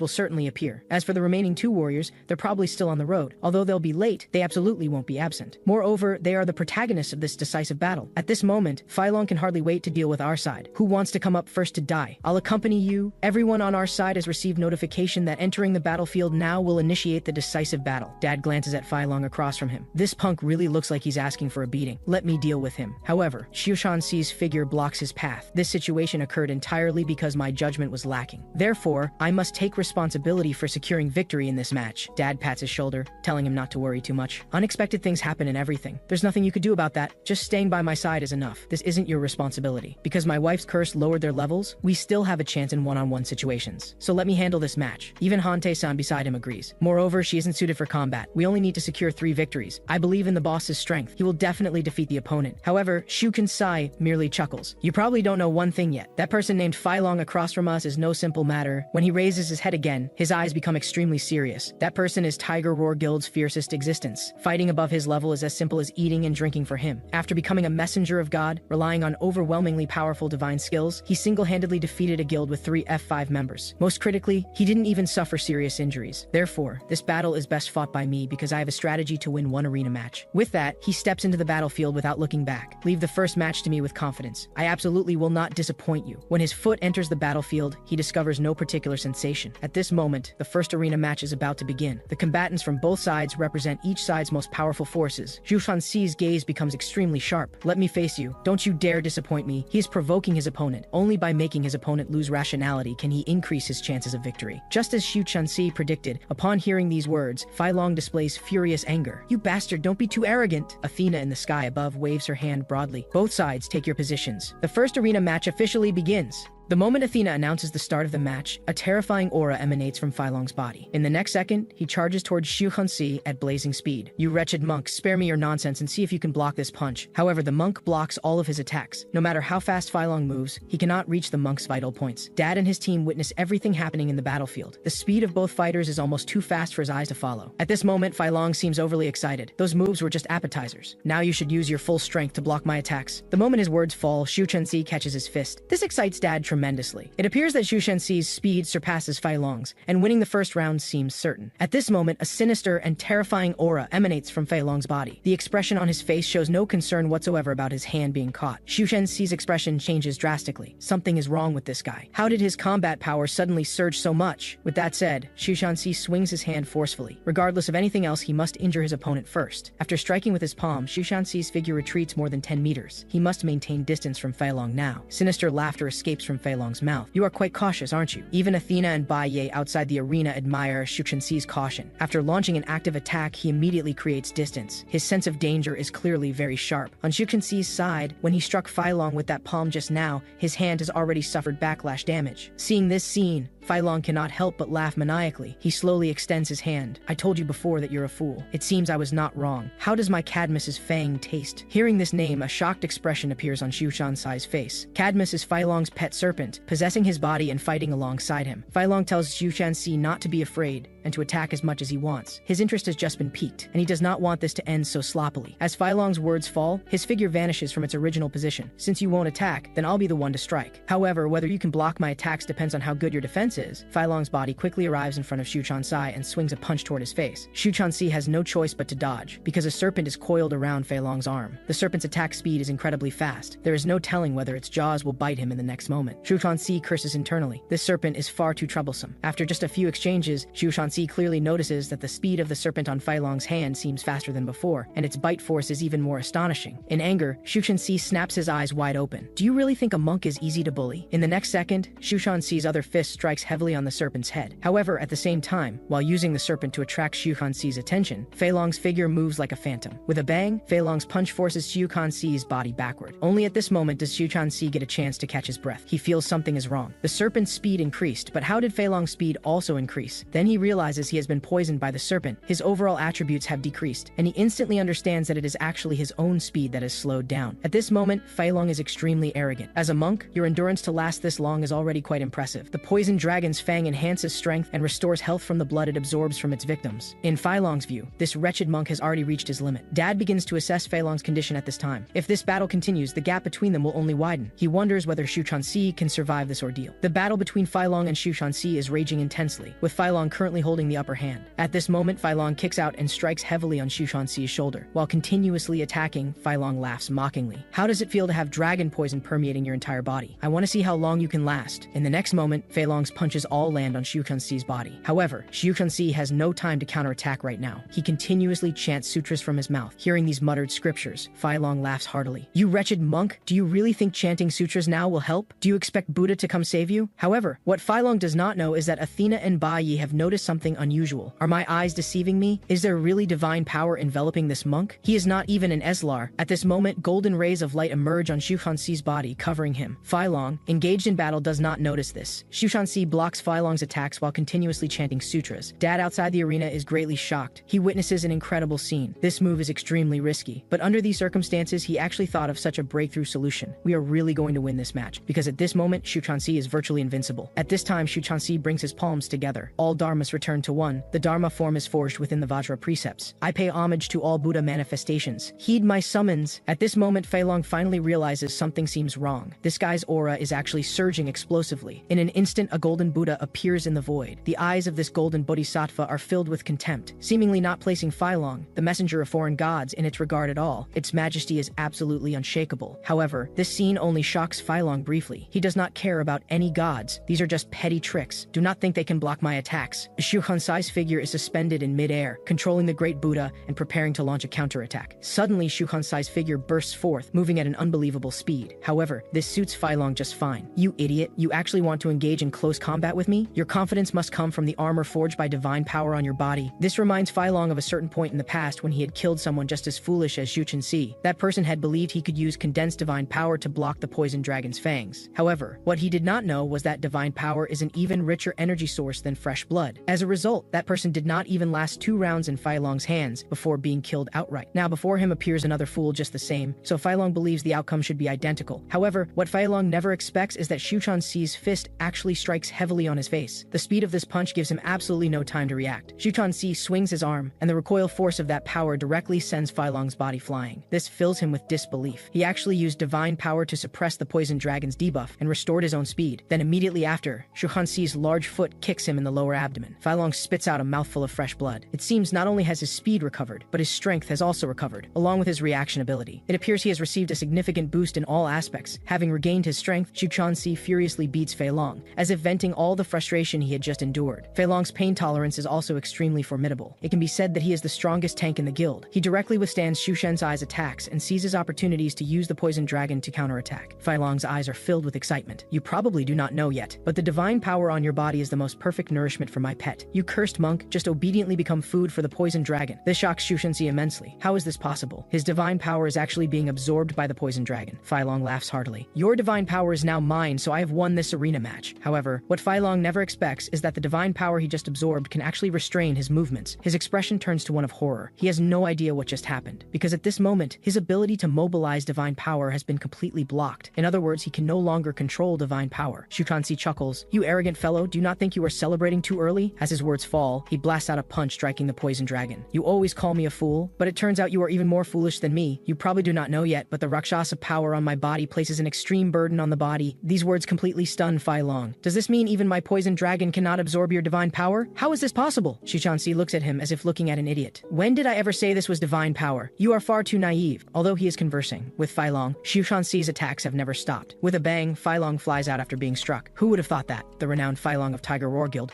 would actually be beaten up by a monk? If word got out, probably no one would believe it. Mom outside the arena calmly watches this scene. It seems the battle between Xiuqianxi and Fei Long should be secured. Mom previously could not understand Xiuqianxi's feelings about why he wanted to transform into a Rakshasa. This not only prevents him from ever becoming an Eslar, but even the power on his body will be limited to the strength of his physical body. Moreover, the karma of that power is extremely strong and difficult to control. He must regularly accumulate merit to maintain this power. Only meditative power can prevent karma from devouring him. Karma refers to cause and effect. Fei Long has already absorbed karma beyond his control. For him, even moving a muscle will become extraordinarily difficult. At this moment, Xiuqianxi, believing the outcome is decided, brings his palms together and bows to him. However, his words are not polite in the slightest. It seems your frequent evil deeds have left you without any meditative power, which is why you cannot possibly control my karma. Dad laughs heartily. I told you all to rest assured. Xiuqianxi is very powerful. If he says he can win, he will definitely win this round. On the other side, Athena and Baye are also extremely surprised. They had no idea such power existed. However, with just this little trick alone, it is not enough for him to win this battle. If this is all there is, then they are greatly underestimating us Eslars. At this moment, Fei Long props himself up with one hand, trying to rise from the ground. In the next second, he uses all his strength and finally regains control of his body. However, Fei Long is now extremely weak, and his divine power cannot even maintain the poison dragon's form. His eyes burst with towering rage. If that is the case, then at worst we will fight to the death. No matter what, he absolutely cannot lose this match. Suddenly, Fei Long grabs with both hands and tears open the mouth of the poison dragon on his shoulder. I will go all out one last time. Prepare to die, wretched monk. Afterwards, Xiuqianxi sees a large mass burst forth from Fei Long's body. Just a single drop of the poison dragon's blood falling to the floor causes a large amount of pink smoke to rise. Seeing the situation, Xiuqianxi immediately covers his mouth and nose and holds his breath. This blood actually contains lethal poison. This forces him to be careful. Looking up, he sees that a large amount of mist has already dispersed throughout this space. Xiuqianxi hears a thunderous sound, which instantly sharpens his gaze. Dad and Hante-san outside the arena are extremely shocked.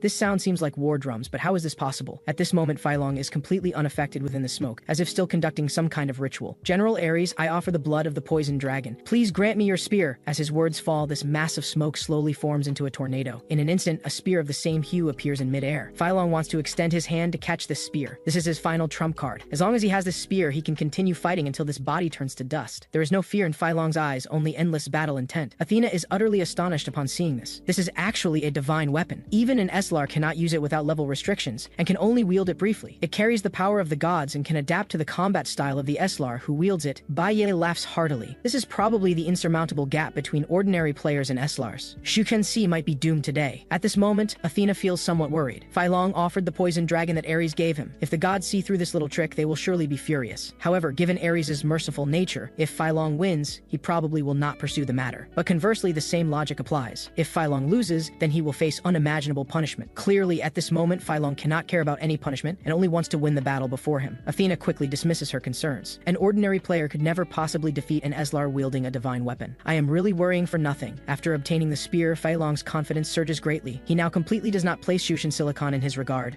and his strength has also received a certain boost. Next is the time for him to begin his counterattack. Xiuqianxi is greatly startled. Does he intend to engage in close combat again? However, in the next second, Xiuqianxi actually cannot see the spear in Fei Long's hand. Although he cannot see Fei Long's weapon, Xiuqianxi understands one thing: he must maintain distance from him. As long as he creates a certain distance, Fei Long should not be able to reach him. However, as this thought occurs to him, a spear spear attack slashes across his cheek. This shocks Xu Kanzai's expression immensely. Do you think this is over now? My next attacks will be even more fierce. You wretched monk, explode for me! As Fei Long's voice falls, sure enough, an explosive sound rings beside Xu Kanzai's ear. This explosion catches Xu Kanzai somewhat off guard. Fortunately, he senses something wrong and blocks it in time with an incantation. However, he feels that the spear is also covered with a corrosive effect similar to the poison dragon. The system notification he receives states that due to the corrosive effect of Ares' blood, his defense has decreased by 50%. That is 50%.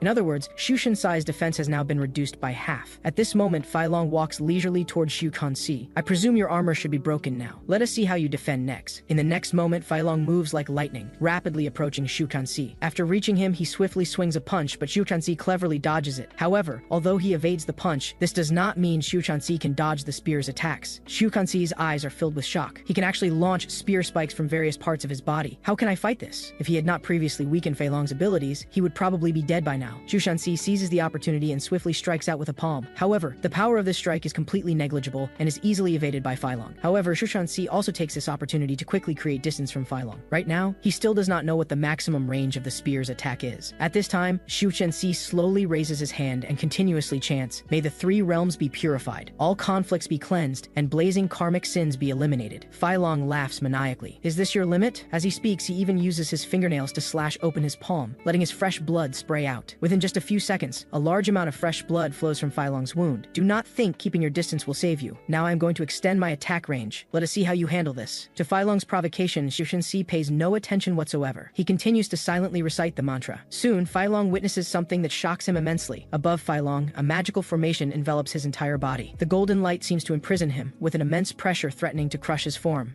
This fills Fei Long's eyes with disbelief. This is Xu Kanzai's silently recited mantra of Enlan, a sacred incantation that purifies and dispels obstructive forces. The effect of the poison dragon's blood has now been mostly removed. However, arrogant laughter emanates from Fei Long's mouth. He feels he has not been defeated. You want to use incantations to seal my movements and then win from a distance? Do not be so naive. What follows is an incredible scene. Fei Long actually stands up while bearing that pressure. Moreover, a terrifying aura emanates from his body. When Dad detects Fei Long's information, he cannot help but be greatly shocked. He immediately warns Xu Kanzai to be careful. Right now, Fei Long is extremely dangerous. With a swoosh, that crimson spike directly pierces through Xu Kanzai's head. Fortunately, it only pierces his conical hat and does not cause him substantial harm. However, it is still very dangerous and gives Xu Kanzai quite a fright. At the same time, Athena's figure appears before Dad. Her entire body radiates sacred light. However, her mouth speaks with extreme coldness. Interferers will be punished. With a boom, a golden punishment descends upon Dad. Unable to endure the pain, he directly falls to his knees. Mom behind him immediately begins healing Dad. Honey, are you alright? At this moment, Dad's heart is filled with terror. Just the flames alone prevent him from standing. Just how powerful are the gods? Moreover, what disgusts Dad the most is that the goddess Athena actually reduced 1 point of his health. He feels extremely humiliated. On the other side, Fei Long's blood energy surges skyward. Every blood trail is poisonous gas, plus spear spikes. If someone had not just warned you, you might already be dead. Fei Long's gaze then glances toward Dad. It seems that person has received his due punishment. At this time, cold sweat has already formed on Xu Kanzai's temples. Close combat is already fraught with risk, but his blood swords can actually attack from range. This greatly increases the difficulty. He stands up and slowly performs a breathing exercise. Considering my remaining stamina, I probably only have 3 minutes left. Even so, I have no choice. Now I can only fight. On the other side, Fei Long is different. His patience has almost worn out. He just wants to quickly end this battle because continuing to fight is just a waste of time. Both simultaneously release their magical power. In an instant, crackling thunder reverberates through the air. Xu Kanzai closes his eyes. The realms of the Arhat are divided into Celestial Eye, Wisdom Eye, Dharma Eye, and Buddha Eye. If I use the Dharma Eye, I might be able to win. All Dharmas return to one. Dharma Eye open. At this moment, the monk is like a Buddha killer. His heart no longer holds mercy, but embodies the way of killing to the end. The ability of this Dharma Eye can greatly increase his combat capability. At the same time, Fei Long also readies his spear. Although he has already activated the Dharma Eye at this moment,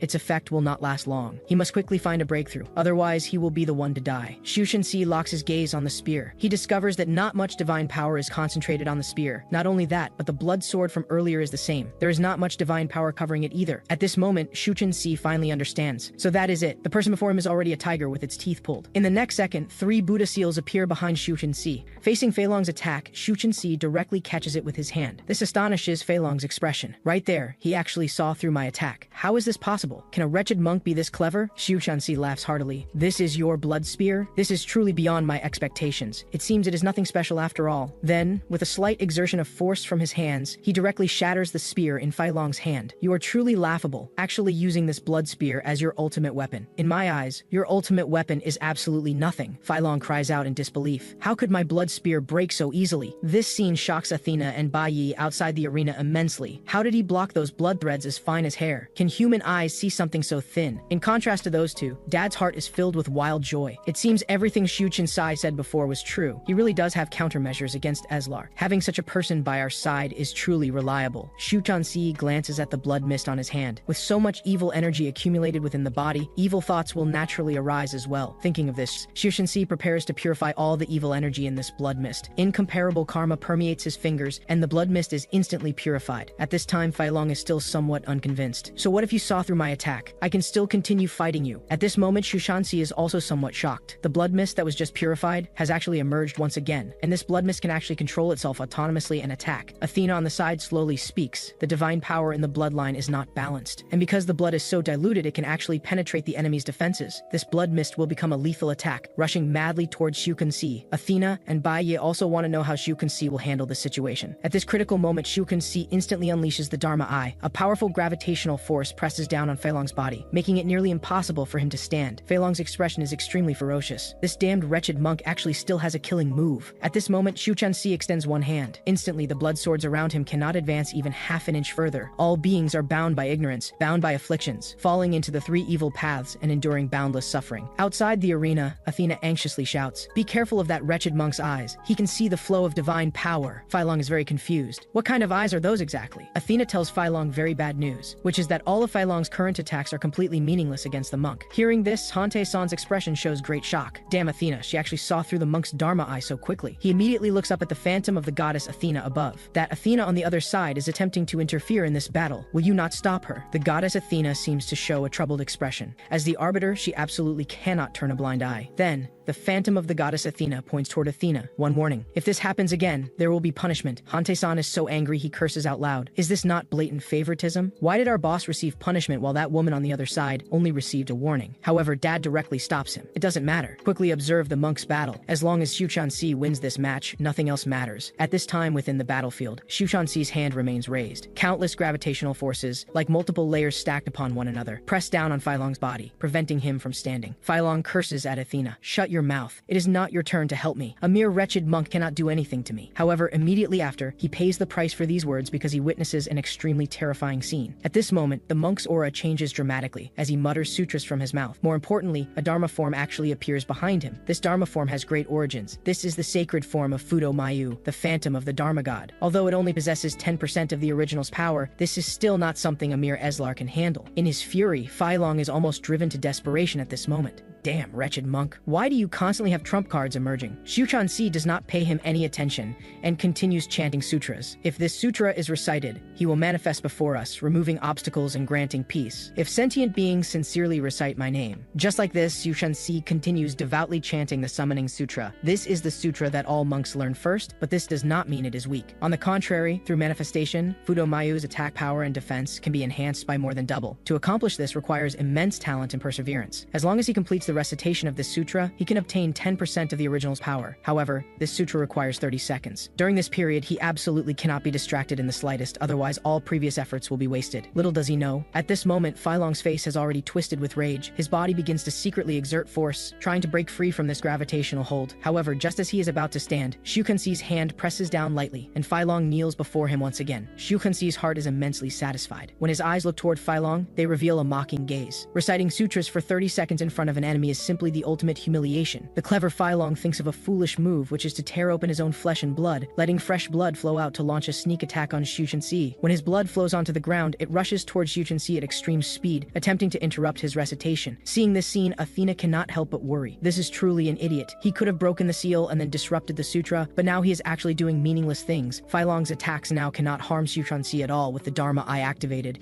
No matter how many blood swords there are, Shu Shanxi can easily evade them. Unfortunately, at this moment, Fei Long's mind has already become chaotic, or rather he has completely lost his rationality. His only thought is to make that damned bald monk on the other side die here. However, this point will likely disappoint Fei Long because his attacks consistently cannot reach Shu Shanxi's face. This incantation possesses the power to suppress evil dragon bloodlines. Forcibly breaking it requires consuming massive amounts of divine power. Therefore, Fei Long's attacks are completely meaningless before this Dharma Eye. Unable to even injure him, Fei Long releases several more blood swords, but they are cleverly evaded by the monk's movement techniques. Fei Long has now gone completely mad. At the same time, Shu Qinxi's sutra recitation has about 15 seconds remaining to completion. As long as the sutra recitation is completed, Fei Long's defeat is certain. However, at this moment an accident occurs. Blood actually flows from Shu Qinxi's eyes. It appears his eyes have also reached their limit. He originally could not use the Dharma Eye for too long. It seems both sides have reached their limits. What follows is to see who can hold out longer. Seeing this scene, Fei Long's heart fills with wild joy. Since the monk on the other side has also reached his limit, now is his only chance to counterattack. His hands heavily pound the ground, and countless streams of blood emerge. Just as Fei Long prepares to release all the blood in his body without leaving a trace, the Dharma body of Fudo Mayu above becomes more and more solid. In at most 10 seconds, the monk will be able to complete the sutra recitation. 9 seconds remain. Mom's side already shows a triumphant smile. When 6 seconds remain, Athena has already closed her eyes. She does not believe Fei Long has any trump cards left to counterattack. Behind her, Ba curses out loud. This hothead truly has no brains whatsoever. 3 seconds remain. Dad and Hante-san also feel victory is assured. This duel should no longer have any suspense. However, no one present knows that Zhu Chenxi has now surpassed his limits. The Dharma Eye he is now releasing is sustained at the cost of his own lifespan, but he still does not dare to be careless in the slightest, and continues reciting the sutra. All follows the mind, like the world-honored one. When Shu Hanxi finishes reciting this phrase, the time has reached 0 seconds. As his words fall, the Fudo Mayu behind Shu Hanxi begins to move. His speed is extremely fast, and he contains a mysterious power that presses down on Fei Long, making him even more unable to move. Fudo Mayu's strongest strike lands heavily on Fei Long's body. The power of this punch directly causes him to lose consciousness. Thus, the S-rank hunter of Tiger Roar Guild, the SLR Guardian Messenger Fei Long, is thoroughly defeated. The victor is the vice president of United Guild, also an S-rank hunter, Shu Qinxi. Shu Qinxi exhales a long breath. He had long reached his limit, but fortunately, before he collapsed, he defeated the opponent's strongest fighter, Fei Long. Athena in mid-air announces the victor as the allied forces. After announcing the victor, the barrier begins to slowly disappear. Our group breaks into joyful cheers. Shu Qinxi bows to everyone. My abilities are limited. I was fortunate enough to defeat the opponent Fei Long, which truly fills me with shame. However, fortunately, I did not disappoint everyone. Athena's phantom addresses the crowd with an announcement. The winner of the first finals match is the United Guild. After Fei Long teleports out, Athena begins healing his injuries. Fei Long's body proves remarkably resilient, healing completely in just over 10 minutes. At this moment, Athena speaks to him with an icy tone. It's time you trained harder. You couldn't even handle a monk. What a disgrace. Neither of them notices that a pair of feet has appeared behind Fei Long. Upon sensing the auras of these two figures, Fei Long's eyes fill with shock. One wields a long sword, the other holds a long whip. They feel ashamed of Fei Long's defeat, so they intend to teach him a harsh lesson. Fei Long repeatedly apologizes, promising he will never lose again. However, his apologies prove utterly useless. A thunderous roar silences him. Shut your mouth. Failure is failure. No reasons, no excuses. Mockery spreads across their faces. Father sent us a message expressing his deep disappointment in your performance. Now you have the honor of being executed by us. Our weapons will claim a portion of your power. Terror fills Fei Long's eyes, but he remains helpless, forced to passively accept his punishment. The next moment, the shadowy figure behind him viciously lashes the whip against Fei Long's body. These strikes draw blood, sending chills down Choi Jin-han's spine as he watches. Is this how they treat their own allies? After beating him for over 10 minutes, they finally stop. Father shows mercy today. This ends here. If you disappoint Father again, come prepared to lose your head. Fei Long now hangs on by a thread, considering their weapons are divine weapons. Before departing, they leave him with a cold watch yourself and vanish from this space. After they leave, resentment burns in Fei Long's eyes. That damn monk is to blame. I'll kill him eventually. In stark contrast, the monk receives praise from everyone after winning his match, while Fei Long endures a brutal beating. Laughter interrupts Fei Long's thoughts. You probably won't get that chance because I'm up next. With a wave of his palm, purple-black energy materializes in his hand, slowly condensing into a black scythe. His claim about no chance stems from his certainty that Tiger Roar Guild will win, and the loser will burn alive in Hades' eternal hellfire. Next up, someone from our side will face him. Choi Jin-han ponders for a moment, sensing this person's aura rivals Fei Long's strength, so he decides to take this match himself. As Choi Jin-han steps into the arena, his wife hands him a sachet. Take this with you. Your opponent is Eslar the Death God. He has inherited at least 60% of the Death God's power, so his attacks will definitely target the soul. This might help. He accepts the item from his wife. If you're giving this to me, it must be crucial. Behind them, Shikansi and Hante-san shout their rallying cry. United Guild will prevail. Choi Jin-han responds with determination. I'll finish him and return immediately. The next second, Choi Jin-han strides boldly toward the battlefield's center, his silhouette carrying the spirit of a warrior marching toward his fate with unwavering resolve. As a warrior, Choi Jin-han can release sword energy to suppress distant enemies, but this requires charging time. In one-on-one combat, close quarters fighting represents his optimal strategy. Choi Jin-han mentally rehearses rehearses the battle sequence. First, he will use Flash Step to close the distance, then unleash continuous killing strikes to prevent counterattacks. Third, identify the opponent's weakness and deliver a decisive finishing blow. He names this plan the three-step assassination method. This approach represents the simplest yet most effective tactic. At this moment, ghostly shadows emerge from Baiye's body, swirling around him. Athena's phantom in midair waves her hand. Warriors, take your positions. This match begins now. The instant the match starts, Baiye swiftly swings his scythe, and countless ghost shadows rush toward Choi Jin-han. Choi Jin-han focuses completely. Following the first step of his three-step method, he will use Flash Step to phase through the spirits and analyze his opponent's movements. With this thought, he rapidly slashes left and right, creating an X pattern that carves a path through the evil spirits. Witnessing this, Baiye feels somewhat surprised, appears to be just another conventional, predictable swordsman. As Baiye speaks these words, Choi Jin-han's figure already appears behind him, hand positioned for an Eye Jutsu strike. Yet Baiye seems completely unfazed, his face maintaining an expression of absolute control. With a sharp zing sound, Choi Jin-han's blade slashes horizontally, cleaving Baiye's body in two. The strike's power proves devastatingly fierce, giving Baiye no time to react. However, shock fills Choi Jin-han's mind, as his hands detect no sensation of cutting solid matter, meaning his strategy has failed. The figure he just struck turns out to be a ghost shadow clone. Undeniably, Choi Jin-han has missed a golden opportunity and exposed his trump card to the enemy. Choi Jin-han curses under his breath, "Damn it." Dozens of evil spirits materialize behind him, lunging toward him. The spirits instantly form a black mist tornado, engulfing Choi Jin-han's body. However, Baiye knows this tornado cannot contain him, so he continuously retreats. Just as Baiye predicted, Choi Jin-han casually swings his blade once and carves an escape route. After emerging from the tornado, Choi Jin-han does not pause but charges directly toward Baiye's true body. He must win quickly and eliminate this opponent. A hint of amusement crosses Baiye's face. "I thought you might be intelligent, but you're even more foolish than Fai Long. Seems this is the extent of your ability." The moment Baiye finishes speaking, Choi Jin-han instantly cleaves with his sword, again splitting his body in two. Regrettably, Choi Jin-han falls for the same trick. His attack once again strikes a ghost shadow clone, meaning both of his attacks have failed to harm Baiye's true body. Choi Jin-han's hearing proves extremely sharp, constantly tracking Baiye's voice. He quickly locks onto the true body's direction once more. At this point, Choi Jin-han resembles a tireless bee, continuously cutting down Baiye's ghost shadow clones, but each strike proves futile. Choi Jin-han nearly wins the match by making Baiye laugh himself to death. "I've never encountered such a foolish swordsman. Don't you realize my ghost shadow clones are endless?" After speaking, Baiye summons dozens more clones, appearing before Choi Jin-han. "Go ahead and guess which clone is actually my true body." Baiye exhales a breath of mist toward Choi Jin-han. A warrior who cannot even see his enemy holds no value whatsoever. "You cannot win this match." Choi Jin-han's eyes sharpen intensely. "Since those techniques proved ineffective, I have no choice but to use that move." The next second, Choi Jin-han assumes a peculiar stance,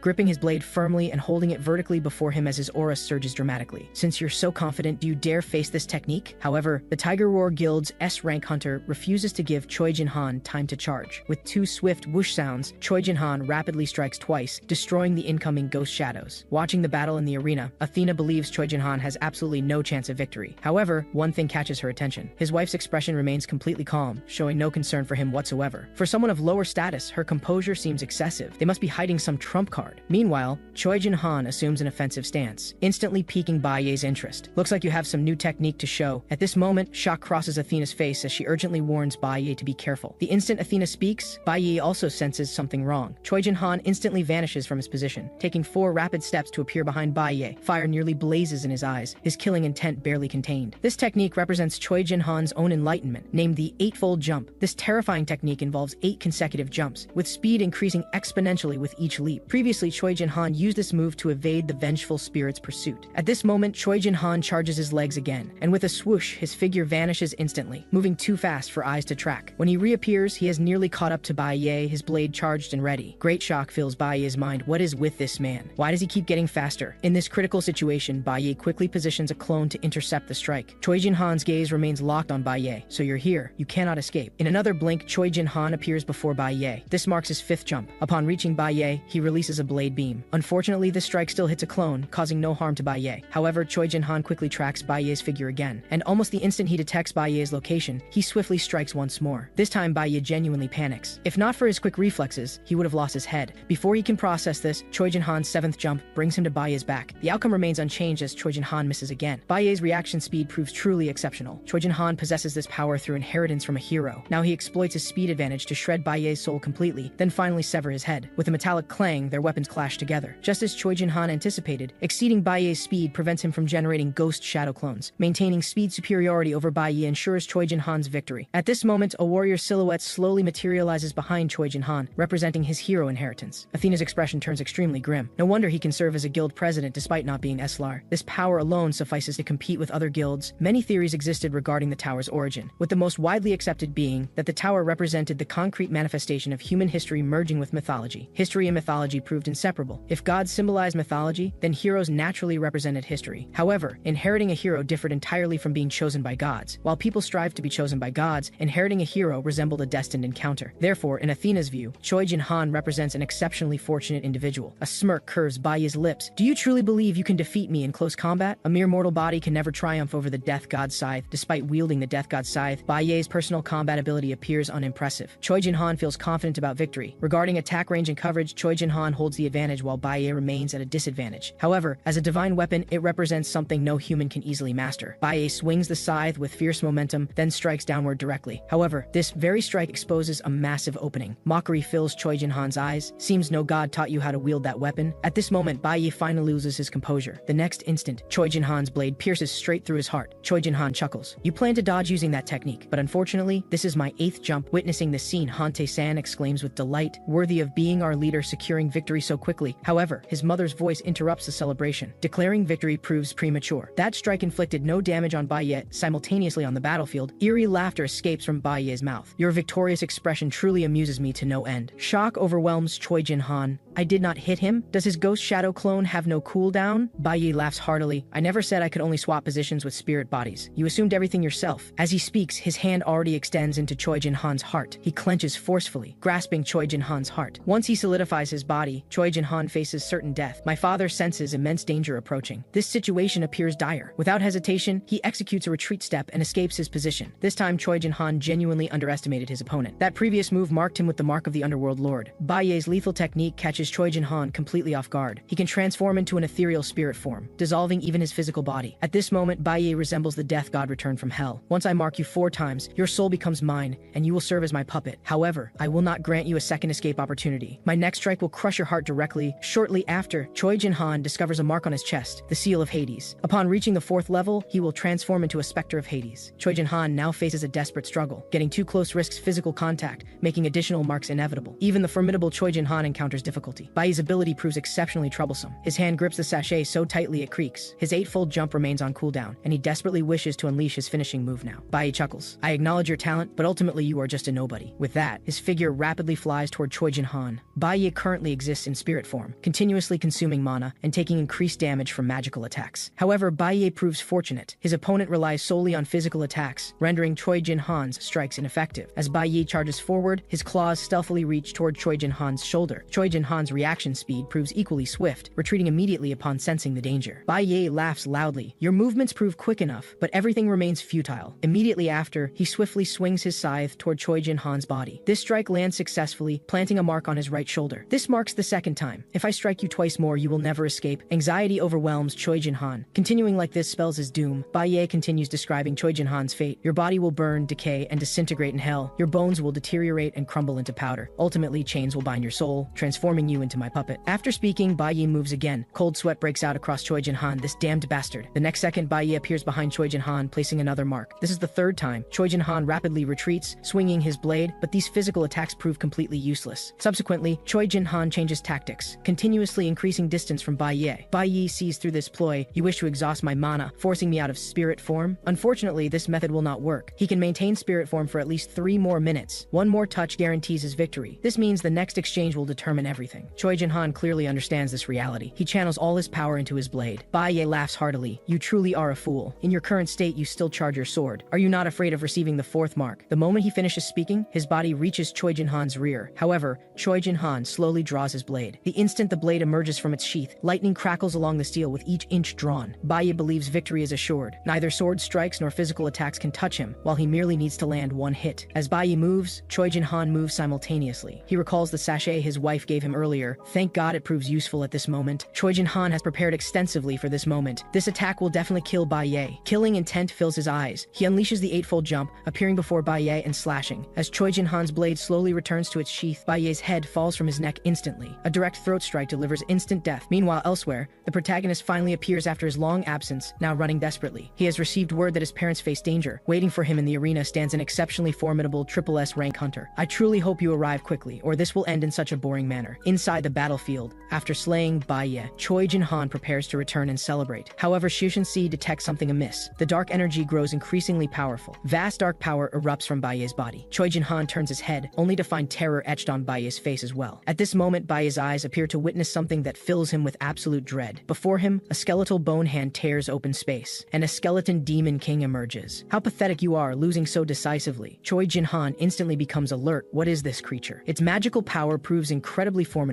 The skeleton demon king completely ignores Choi Jin-han, directly grasping Bai Ye's severed head between bony fingers. I granted you power to win this match. Your defeat proves your worthlessness. With a sickening splat, the skeleton demon king crushes Bai Ye's head. All your lives will end here. Shock fills his eyes. Is this the skeleton demon king Hades? Subsequently, he erupts with his remaining strength and charges toward the demon king. Han Tae-san senses the danger. In his current condition, charging forward means certain death. The skeleton demon king Hades merely glances dismissively at Choi Jin-han, then lightly squeezes, gripping Choi Jin-han tightly. You damned human truly know not your place. Witnessing this scene, guild members attempt to rescue Choi Jin-han with all their might. However, Athena's phantom blocks their path. They are all conspirators, and this arena exists solely to target them. Athena's tone turns ice cold. From this moment forward, no one may trespass upon the domain of the gods. The instant Athena's voice falls silent, lightning crackles behind her, and her body completely disintegrates. This stuns the two Tiger Roar Guild members. Look quickly, a figure appears to be descending from the sky. That figure is me. I pierce directly through the barrier with my weapon. Although I do not understand the current situation, I know my arrival proves timely. Everyone remains here. Witnessing my family's dire condition, I deduce what transpired. From this point forward, I will challenge all of you. Come at me together. 3 minutes earlier, the skeleton demon king Hades sees Choi Jin-han's body. Mother cries out urgently, Yukdu, everything depends on you now. Simultaneously, overwhelming killing intent erupts from my eyes as the lightning spear in my hand continues condensing. The next moment, I strike lightning upon Hades' skull. Hades responds with fury. Even if you break through the barrier and intrude, your father now belongs to me. On the other side, Han Tae-san hammers the ground forcefully. Do not worry about anything else. Rescue our leader first. As my body descends toward the ground, a stone pillar rises to elevate me once more. Thank you so much, Han Tae-san. I will properly thank you once this ends. I kick off forcefully from the ground, targeting the skeleton's arm. Even Demon King Hades completely panics now, as I shatter his arm with a single punch. This causes Hades to scream in agony. You brat dare to sever my arm. Seizing this opportunity, I pry open his grasp and rescue my father. The killing intent radiating from my body becomes tangible. As long as I stand here, I will let no one die, and none of you will leave alive. Hades roars in fury, yet he cannot harm me. I never expected my father could endure until now. However, this skeleton poses no threat to me. The real problem remains the man stationed outside. Someone outside the barrier controls lightning. That individual proves far from ordinary. Since leaving the abyss, he represents the strongest person I have encountered. What puzzles me is why his lightning attack inflicted no damage, and why he brazenly allowed my entry. This does not constitute my greatest confusion. Most inexplicably, after his strike hit me, I somehow acquired his ability. This very power enabled me to break the barrier. I quickly bring my father to my mother's side. Now is not the time to dwell on such questions. I rise and observe the figure above. This individual proves exceedingly dangerous. I must eliminate him first. Lick displays an amused expression. What an entertaining spectacle. I will find it amusing to witness you lose your loved ones. However, whether you can reach me depends entirely on your capability. The next second, Fei Long's voice shouts toward us. Since that cursed Athena phantom has vanished, we no longer need to abide by those damned rules. His declaration targets Xu Hansi. He intends to battle the monk again and wash away his humiliation. Fei Long's figure rapidly approaches Xu Hansi. The second confrontation begins. Athena does not move but instead gazes at Licht in the sky. She finds her leader's behavior strange. Why does he not stop Fei Long's rampage? However, she quickly comprehends. Is our leader testing that young man's true strength? With this realization, Athena summons her shield and longsword. Under these circumstances, she cannot remain idle. She glances at Haogu behind her. How long do you intend to play spectator? You have not spoken a single word since entering. Haogu cannot be bothered to respond. Mind your own affairs. Assassins always reveal themselves at the optimal moment. The proud Athena resembles a general commanding warrior's. Bai Ye, you merely lost one arm. You fight as well. Bai Ye, transformed into the skeleton king, dismisses Athena. I require no instruction from you. Manage yourself properly. Subsequently, terrifying aura emanates from the skeleton king. No one escapes death in his presence. Hundreds of ghost shadows charge toward our position at this moment. However, in my assessment, this skeleton king's strength proves pathetically weak. Nevertheless, I cannot ignore him, or he might attack my family. Therefore, I instruct Han Tae-san to protect my parents with stone barriers. Upon hearing the command, Han Tae-san pounds the ground with his fist, and abundant rock emerges from the earth, encasing all three individuals. Within moments, Han Tae-san creates a defensive stone wall. At level 75, he should withstand attacks from anyone present, considering the curse reduced their levels by 30. With my parents secured under Han Tae-san's protection, I prepared to fight with full force. They dared harm my parents today. I will absolutely not permit them to leave alive. On another front, the rampaging Fei Long engages Shushan Sai in fierce combat. Having recovered his strength, he gains the upper hand against the monk. At this moment, shock appears in Fei Long's eyes. as my figure appears above him in attack position. You irritate me greatly. You will fall first. Simultaneously, 6 dragon heads materialize on Fai Long's hands. What explains this speed?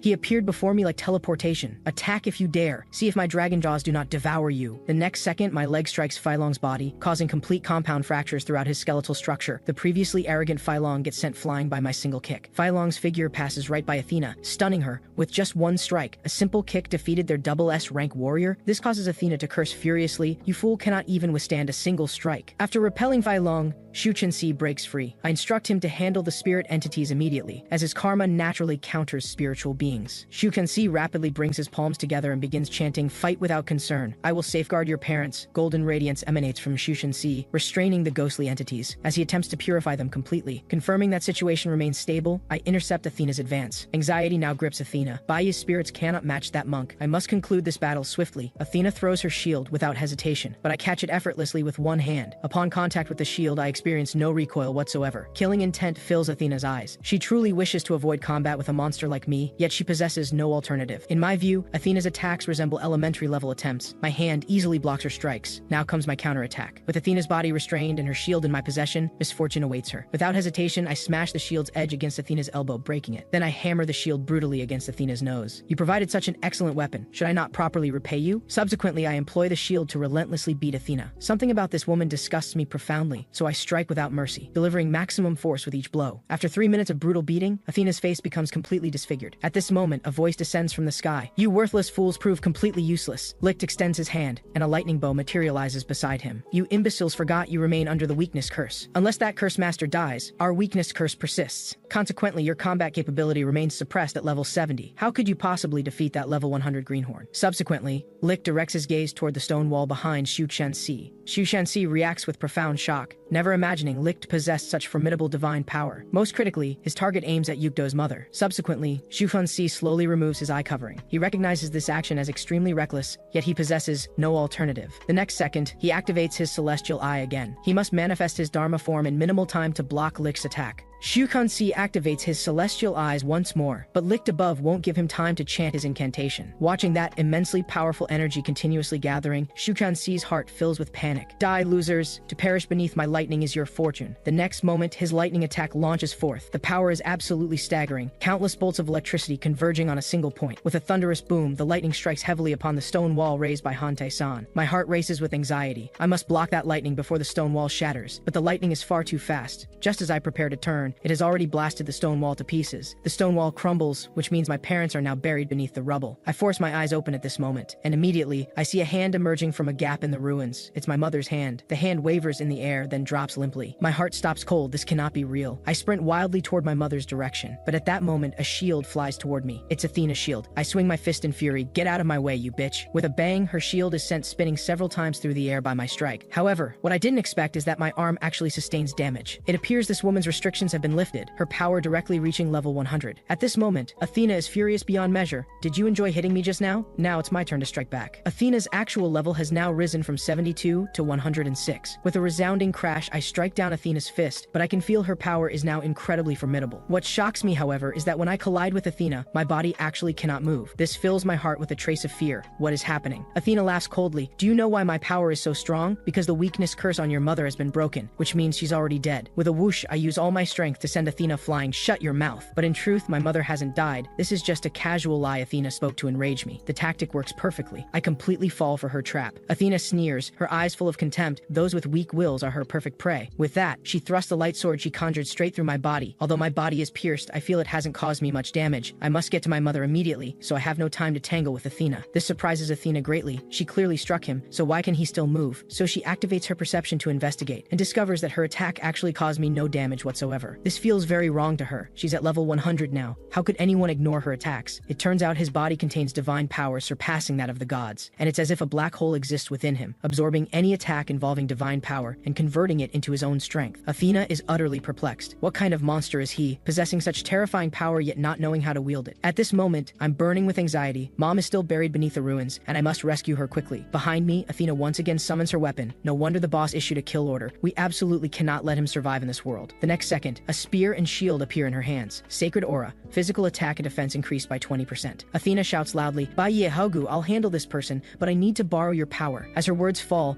Baiye instantly summons his weapon. I curse silently. Why must they obstruct me at such a critical moment? Turning my head, I see that assassin named Haugu also rushing toward me. In this instant, the three great powerhouses of Eslar all converge upon me. They fear I will master divine power, surpass them, even surpass the gods themselves, so they want to kill me before I rise. A triumphant smile crosses Athena's face. Your journey ends here. I stare fixedly at Mom's hand, the tears in my eyes no longer containable. At this moment, Mom's hand seems to wave slightly in the air. To everyone's surprise, this woman is still alive. Athena shouts to everyone, we must restrict his movements. 3 Eslar members release iron chains, attempting to bind me in place. Mom's hand reaches forward, as if wanting to embrace me once more. But before long, Mom's arm loses its strength, and I catch her hand as it falls. I shout at Mom, hoping she can regain consciousness and must not die here. But some people just won't let me have my way. The 3 Eslar members launch their strongest attack, trapping me there. After a cloud of dust, the aftermath of their attack sends debris continuously flying from the ground. Then I witness a scene I cannot believe. I clutch my head in emotional turmoil. This is impossible. This absolutely cannot be real. I just returned. How can you leave me like this? Before me lie 3 bodies, Hante-san, my father, and my mother, and I collapse powerlessly to my knees. Just as my spirit reaches the breaking point, Mom's hand strokes my cheek, freezing me in place, unable to react for a moment. Mom tells me not to cry. Crying won't look good. Yukdu, my child, you must survive. Mom and Dad are going ahead. I cry uncontrollably. I absolutely cannot accept my parents' deaths. I spent 500 years in the abyss, finally returned to reunite with you, and after just one day you're leaving me. Mom is barely clinging to life now. Don't worry about us anymore. Run quickly. From now on, you must walk on your own 2 feet.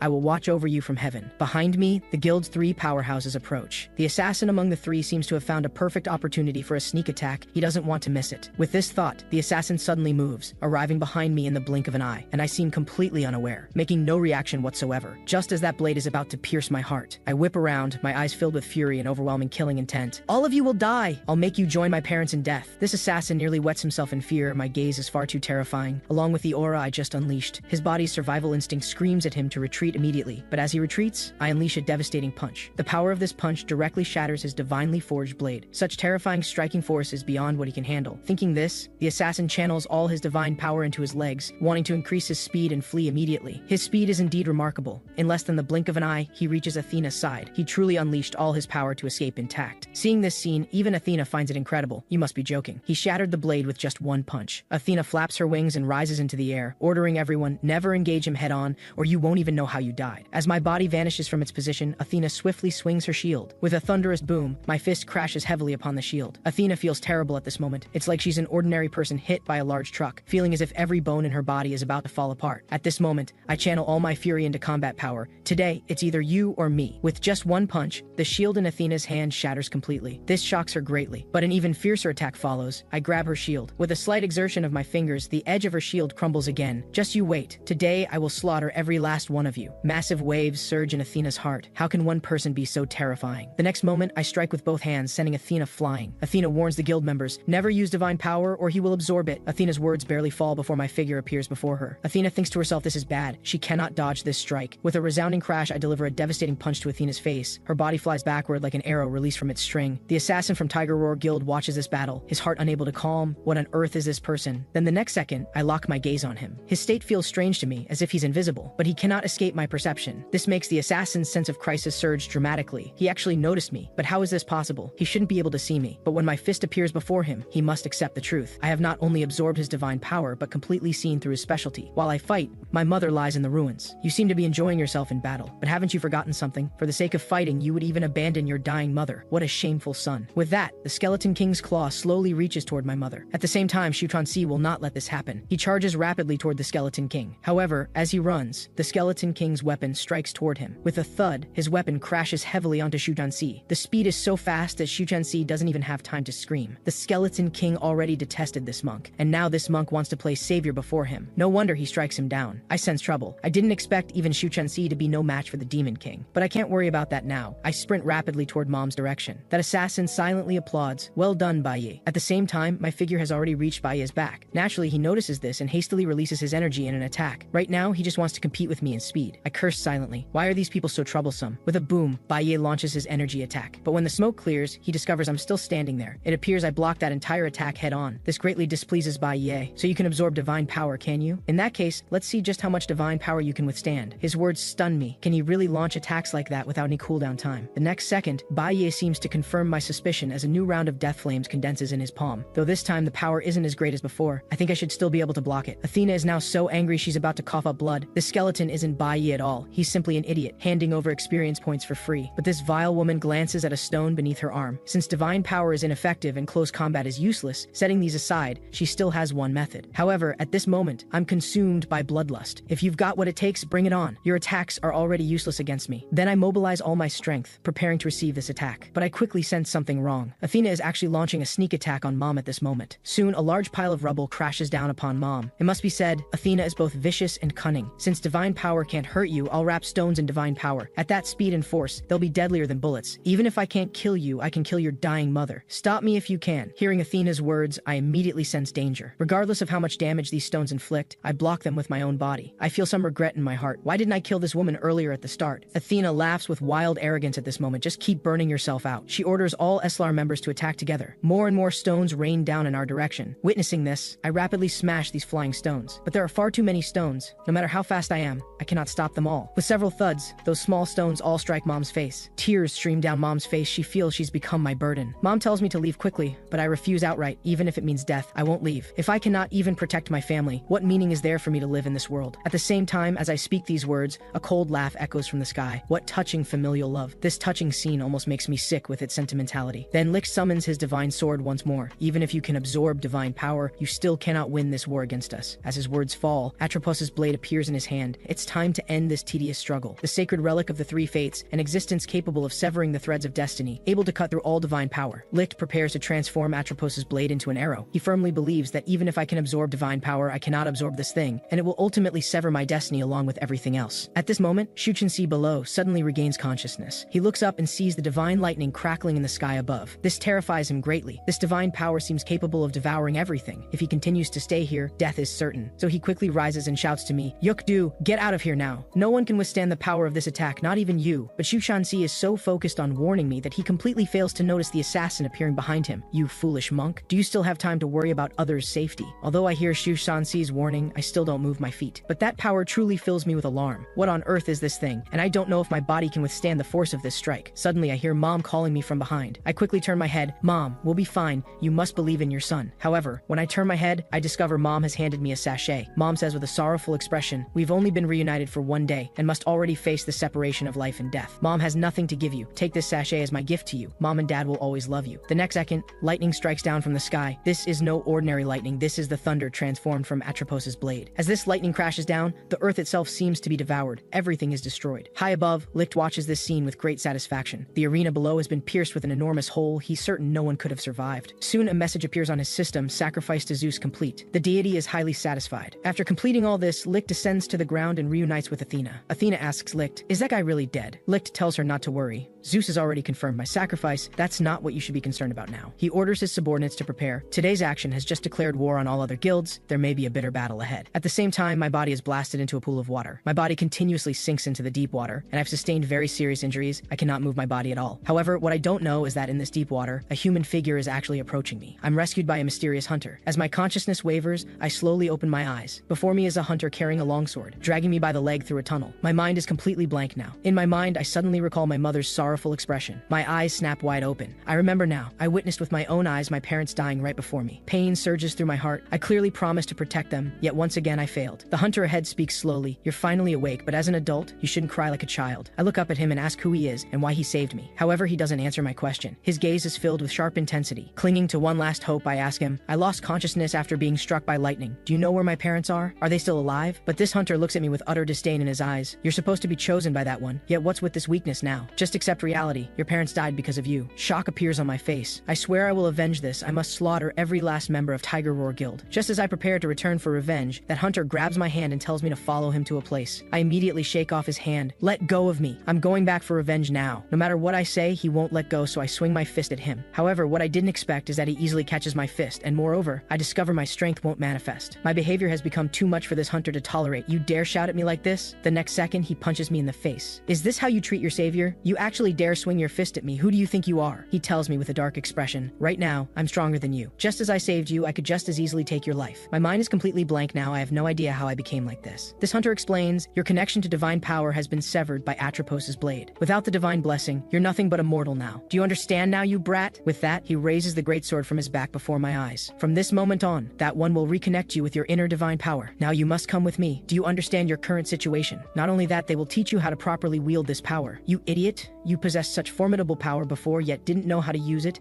and you were actually defeated by a few mere Eslar members. He tells me to get up quickly and follow him to a place. Only that place can restore your power. My fists clench so tightly they crack. The fury in my heart is overwhelming. I agree without hesitation to go with him to that place. Besides, I have no other choice. I slowly stand up and say thank you to him. But his next words confuse me somewhat. He tells me not to consider him any kind of good person. From now on, I am your enemy. You'd better watch yourself. However, at this moment, a voice interrupts our conversation. The arrival is none other than Shushan Si. I won't let you take him away so easily. Unless you honestly reveal that person's true identity, I absolutely will not let you take the child of my departed friends. Seeing the arrival is Shushan Si, a trace of joy flashes through my heart. I didn't expect he would also come to this place. He expresses that he failed to protect my parents and is truly sorry. Due to the backlash of divine power, you were blasted underground and managed to survive. When he realized this, he also jumped underground without hesitation and thus preserved his own life. Moreover, he discovered my father's sword at the bottom of the water, which reminded him of a promise that as long as he lives, he will certainly fulfill the promise he made to my parents. Therefore, Shushan Si steps forward to block him at this moment. If you attempt to exploit his divine power for personal gain, I will absolutely not forgive you. That person sneers coldly. You half-dead monk dare to adopt such a superior attitude. Do you really think I fear you? Shushan Si slowly removes his eye covering. I have no fear of death. Clinging to life is the true disgrace. I cannot use this as an excuse. But if he fails to fulfill the promise to his parents, in the afterlife, he will be unable to face these two. Seeing the fighting spirit Shushan Si displays, that person also places his hand on his sword sheath. So what do you want to do now? If you want to fight, I'm happy to oblige, but the one who dies will certainly be you. However, as they stand at daggers drawn, my voice interrupts them. Shushan Si, I'm willing to go with him. I need revenge, but right now I have no power, so going with him is my only choice. If I can ultimately awaken, then I don't care if anyone exploits it. I will simply accept it. Hearing these words, Shushan Si is greatly shocked. How can you say such things? If you do this, how can I face your parents? Shushan Si struggles for a while. You do. Have you thought this through? If you have, I won't stop you anymore. After receiving my answer, he slowly removes the sword from his person. Since you've already made your decision, you must keep this sword with you at all times and never discard it, because this is the last thing your parents left for you. The instant I touch the blade, I feel a sense of familiarity. This sword was left behind by my father. It contains all of my father's power and legacy. This is a hero's sword. Shushan Si glances at the sword in my hand and says seriously, this is a weapon passed down through generations of heroes. Each wielder has left their record within it, but to fully decode it, you need divine power. In your current state, you cannot use it. A sword bearing records, chronicling everything about its wielders. This sword was entrusted by my father to Shushan Si to give to me, saying that someday I would need it and must keep it well. I nod. This is the entrustment from my father and mother. For the sake of this sword, they used their prophecy ability, so this sword must truly be important. The hunter behind me reminds me it's time to go. Don't waste time here anymore. Every single minute and second is extremely important now. So we proceed deeper into this tunnel. Somehow I entered that strange tower, then escaped from it, then reunited with my father and mother, and then lost them again. I don't know where I'm ultimately headed, nor do I know what awaits me ahead. However, the place I'm heading to now is certainly a place filled with miraculous wonders.